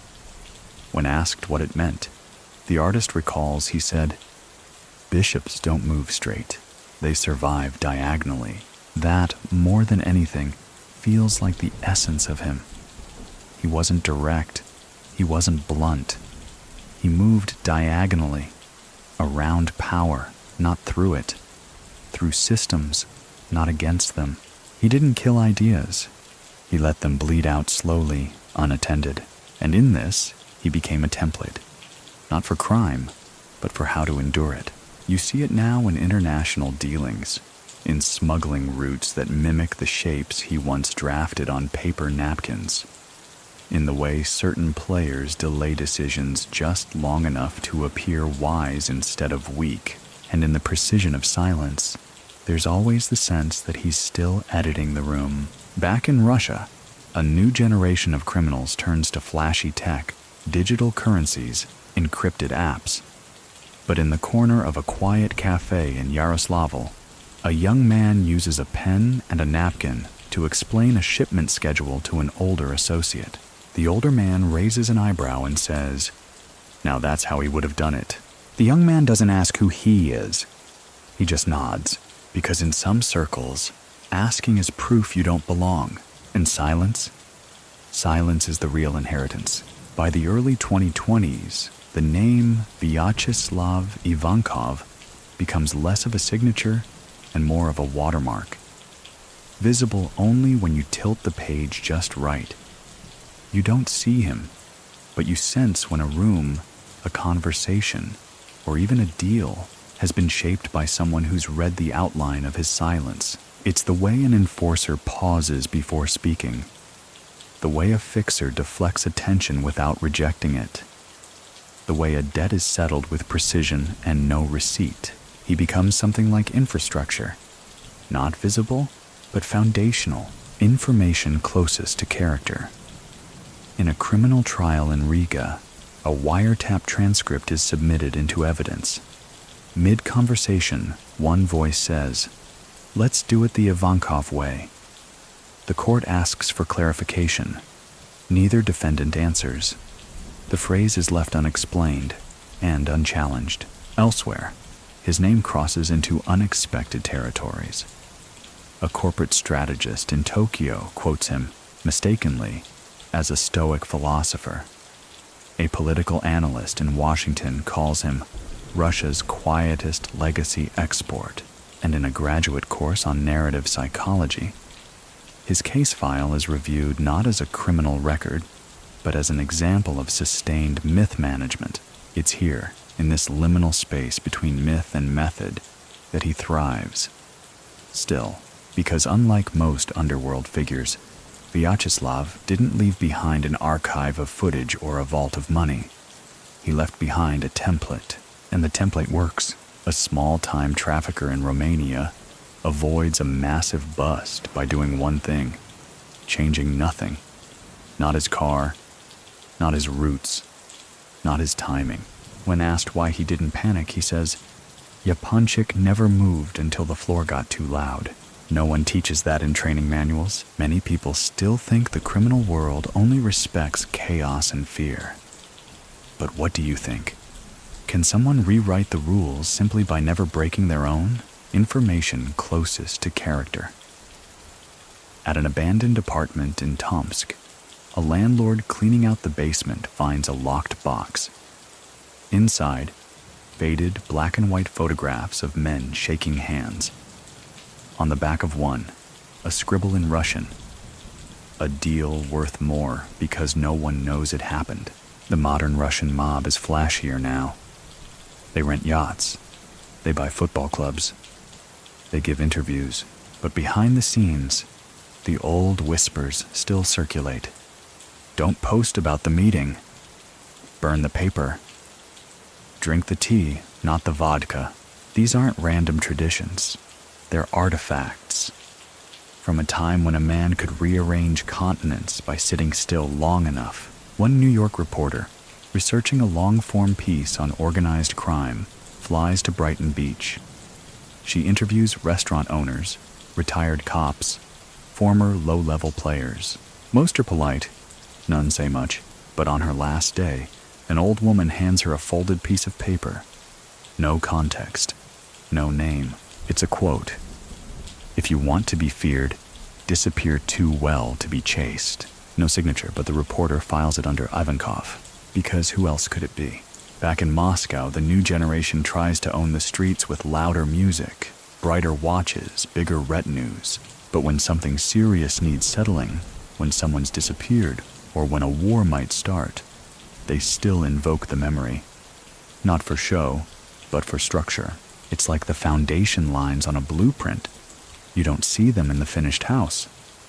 But if they're not there, the roof collapses, and in that foundation, Vyacheslav still waits, not to return, but to be remembered correctly, as the man who could cross a continent by simply being mentioned, who never wasted a breath, who didn't control people, just made them want to be in the same stillness he was, and in the long, echoing silence of power, he remains the only one who never had to raise his voice to be heard across oceans.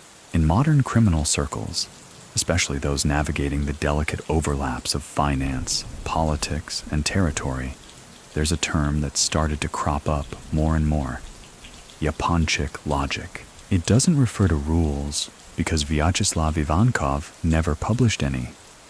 It doesn't refer to law, because law was a language he translated, not followed.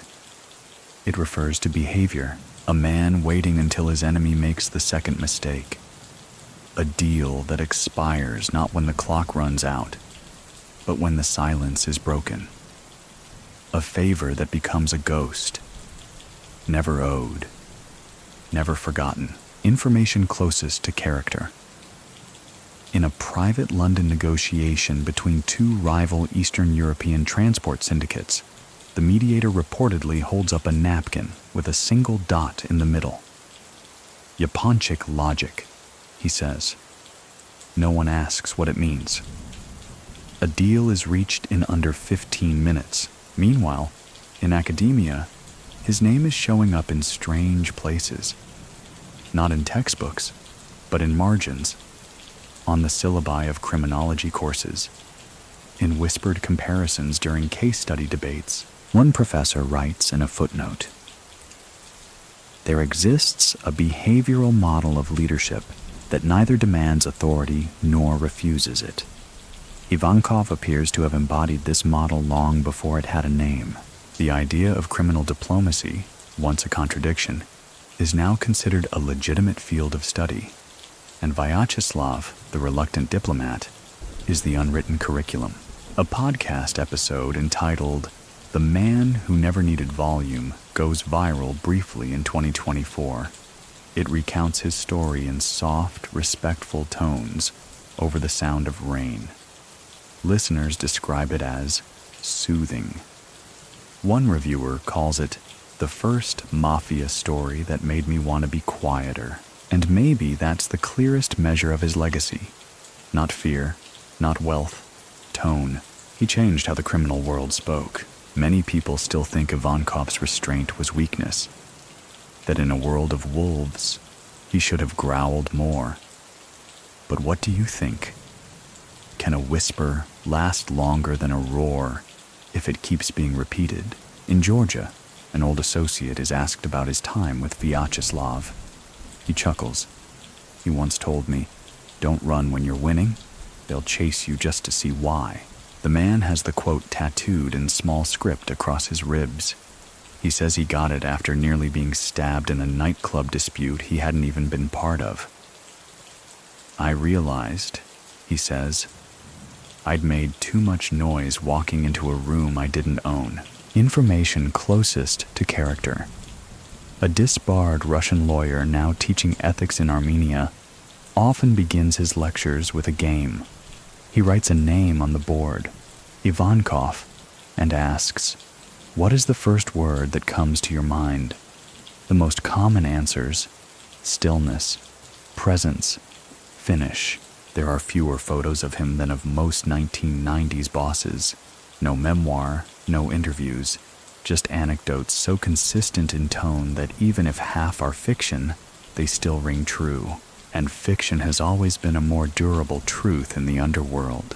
In an upscale restaurant in Vienna, an investor is about to make a very loud entrance. Expensive watch, loud voice, a name-dropping swagger. Before he reaches the bar, an older man places a folded napkin in front of him. Just leaves it there. The younger man slows. His voice softens. He sits quietly. Later, he tells a friend he didn't know why he stopped. Only that something told him this was not the time to perform. The napkin? Folded in thirds, nothing written on it. It's the kind of trick Vyacheslav never used, but would have understood. His influence now lives in gestures, in pauses, in what isn't said. The mafia has changed. The world has changed. But even silence, when practiced long enough, develops a fingerprint. And his is still found on doors that open without knocking, in rooms where the music lowers slightly, and in voices that know exactly when not to finish a thought. The further we get from Vyacheslav Ivankov's life, the less we talk about what he did, and the more we talk about what he meant, because, in the end, that's what lasts. Not the bank accounts, not the wiretaps, not even the court records. What lasts is the feeling he left behind in the rooms he entered, and the rooms he never needed to. There's an old prison saying, some men control a cell block, others control the echo. Vyacheslav was the latter. In a high-rise office in Dubai, a Russian financier refuses to take a meeting in person. When pressed, he says, "I don't meet face to face unless there's silence in the room first." His assistant, confused, later finds the man staring at a grainy black and white photo. A figure seated alone with a teacup, mid-pour. No caption, no date, just calm. Information closest to character. A mural appears in Prague on the side of a crumbling building. No name, no tag, just a silhouette of a man in a gray coat and a shadow that curves longer than it should. Within 3 days, it's painted over. But the next week, it's back. Same spot, slightly different pose. No one claims responsibility. Back in Russia, the criminal landscape churns with new players. Each generation brings its own style. Digital laundering, AI-based scams, cryptocurrency ecosystems. The tools evolve. The ethics don't. But occasionally, someone still calls for a quiet fix. Not a hit, not a bribe, just a still hand to recalibrate the chaos. And in those moments, the conversation shifts. Someone will mention him, softly, not as inspiration, but as infrastructure. They'll say, Yaponchik would have waited, or he wouldn't have needed a second meeting. Sometimes that's all it takes to cool a hothead. Many people still think the reverence is overblown, that no one deserves that kind of memory. But what do you think? Can a legacy built entirely on tension hold longer than one built on gunfire? There's a rumor in Paris, whispered in old Georgian cafes, that Vyacheslav once said, "Every man has 2 clocks, one for the world and one for himself. When they match, leave the room. No one knows if it's real, but it sounds like him, and that's enough." In Tel Aviv, a retired weapons broker tells a story he swore he'd take to the grave. He once tried to double-deal Vyacheslav on a shipment of forged IDs. No violence occurred. No threats were made. But for 3 nights afterward, the broker received unmarked envelopes with blank sheets of paper. No sender, no words, just empty weight. On the 4th night, he slept soundly. Nothing arrived. He's never lied in a deal since. Information closest to character. A copy of Anna Karenina sits in a second-hand bookshop in Brooklyn. The inside cover has a scribble. Read until the pause matters more than the plot. In a world where speed is worshipped, Vyacheslav's lasting impact is this. He made people wait. Not through dominance, through presence.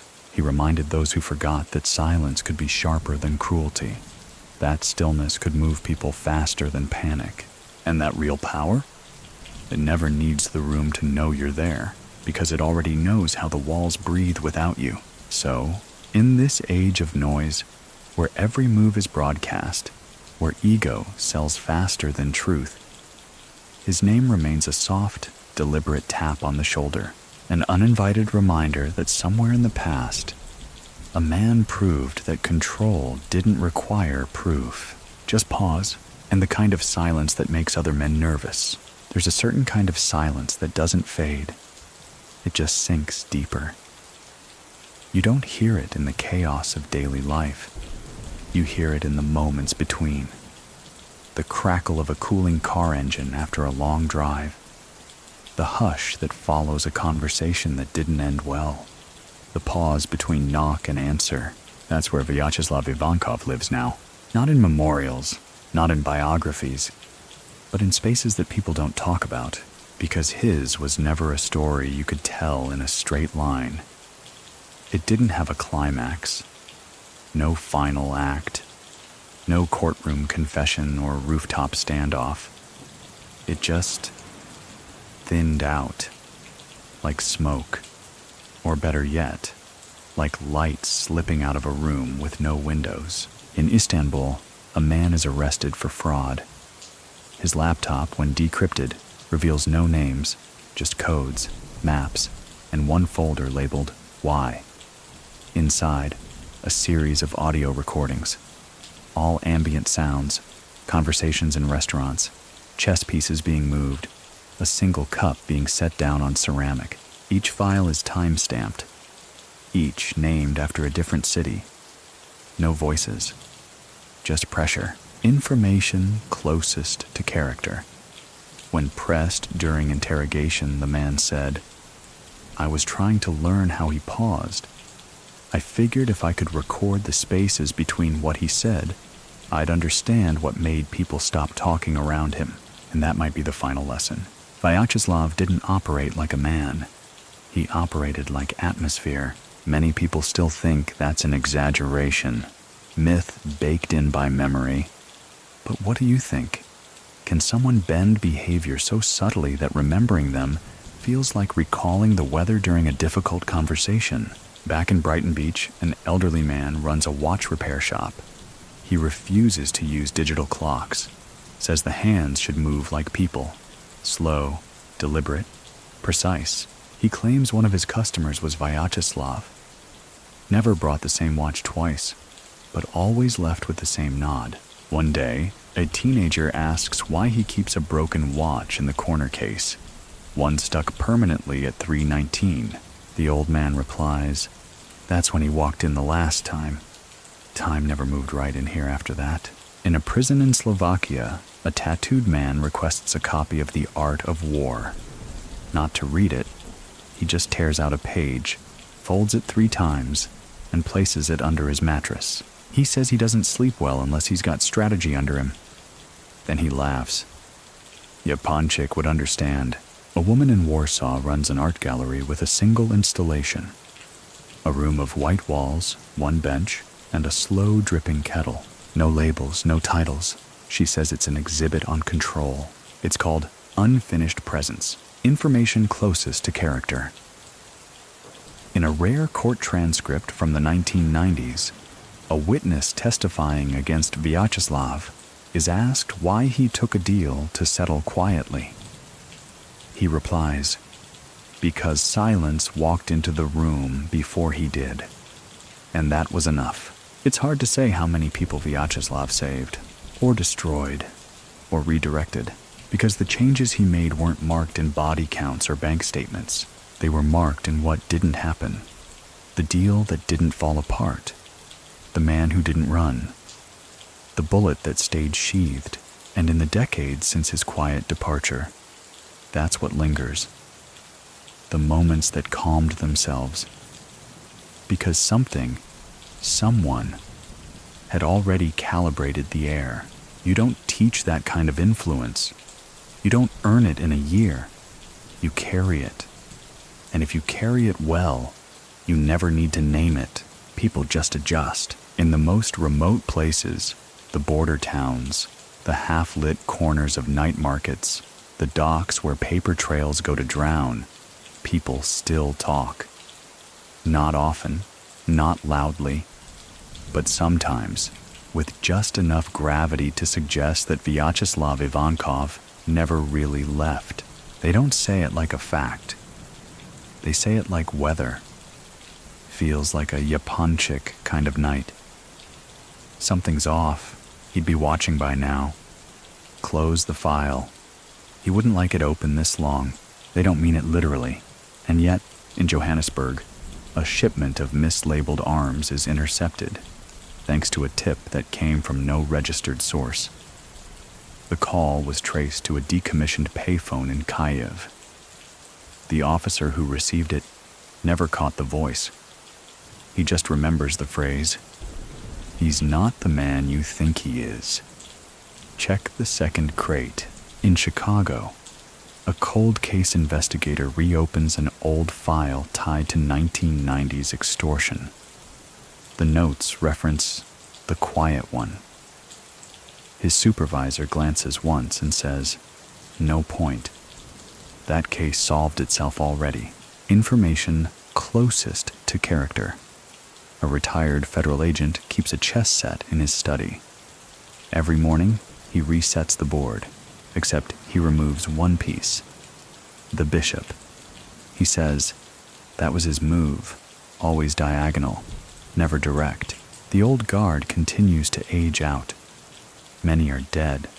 Others are broken, their power turned inward.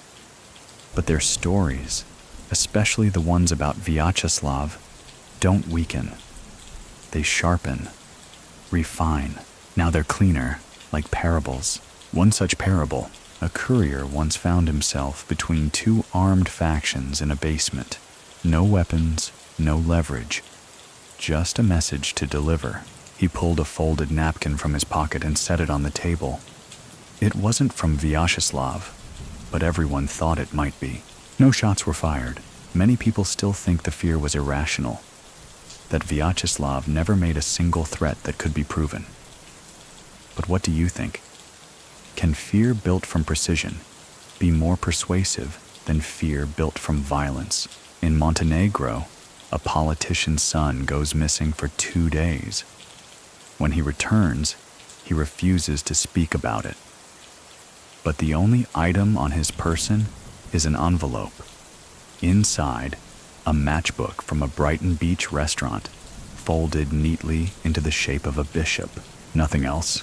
The restaurant burned down in 2001. A scholar researching Russian prison culture once compiled a list of figures whose influence exceeded their roles. His criteria? No autobiography, no public outbursts, no grave with flowers.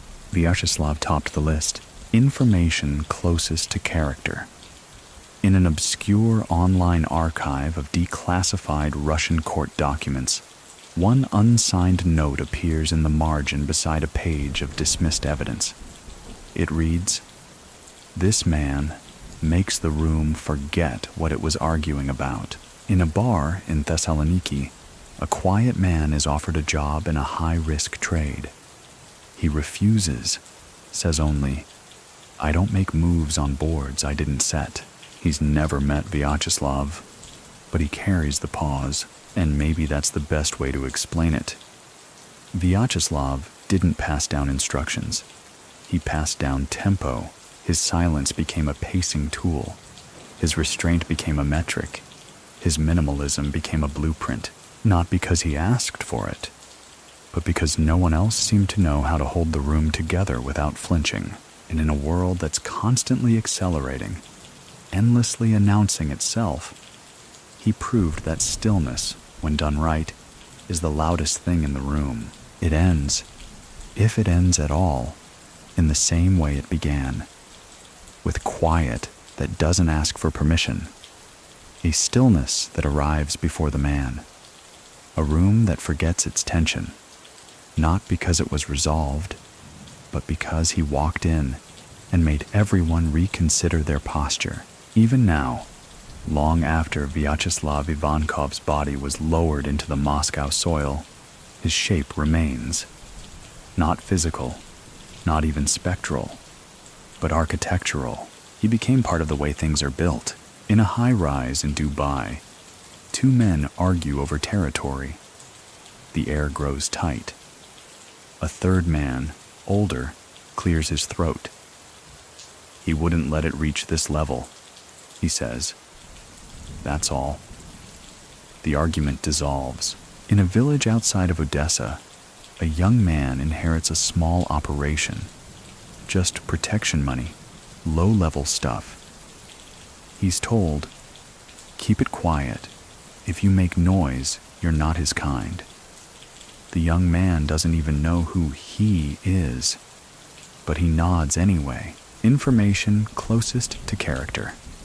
A radio station in Vladivostok airs a late-night jazz show once a week. 1 hour. No host. No announcements.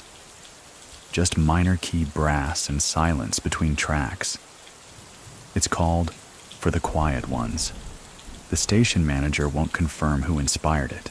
His name has been etched into too many unconfirmed stories to ever be cleanly remembered. But the funny thing about legends, especially the quiet ones, is that they don't care. Vyacheslav Ivankov never wanted to be understood. He wanted to be effective. He didn't romanticize the criminal world. He navigated it like a man crossing a frozen lake, measured, watchful, always aware of the sound beneath his feet. Many people still think he should have done more. Built a dynasty, written it all down, claimed a seat in the stories that came after him. But what do you think? Can someone's greatest success be that no one ever got close enough to misquote him? And so his final chapter isn't a chapter at all. It's a recurrence. A man folds his hands before speaking. A woman ends a negotiation early because it felt off. A group of men, each armed, each owed something, decide, without speaking, to cancel the meeting. That's him. Still at the table, still in the shadows, still the most present absence in the room. He is not venerated. He is not celebrated. He is simply remembered in nods, in silences, in unfinished sentences, and maybe, in the end, that's the perfect echo. Not the ghost of a man, but the way he trained the silence to speak for him long after his footsteps had faded. Word count, 2100. End of section 25, beginning wind down, 300 words. Let's slow everything down now. Ease the tension from the room, from your breath, from the edges of your thoughts. Wherever you're resting, in bed, on a couch, on a late train, rocking gently between stops, just let yourself feel still. Tonight's journey took us through cold streets, quiet rooms, and places where power didn't shout. It simply entered, and that was enough. We followed a man, not for his fame or his firepower, but for the way he mastered stillness. A man who lived between words, between movements, between the things most people rush to fill. Maybe there's something comforting in that. The idea that quiet can be powerful. That calm doesn't mean surrender. That you don't have to answer every challenge with volume. You can just pause. Let the room adjust. Let the world tilt back into place around your breath. If your mind is still moving, let it drift. Not forward, not back. Just sideways, like the diagonal paths he walked. Through shadows, through memory, through years that didn't ask to be remembered but still echo in small choices. And as you settle deeper into your own silence, remember, not every legacy is built on sound. Some just live in the still places, the slow ones, the ones we carry without even noticing. So rest now. Let the echoes fade. Let the silence finish the story for you. Sweet dreams.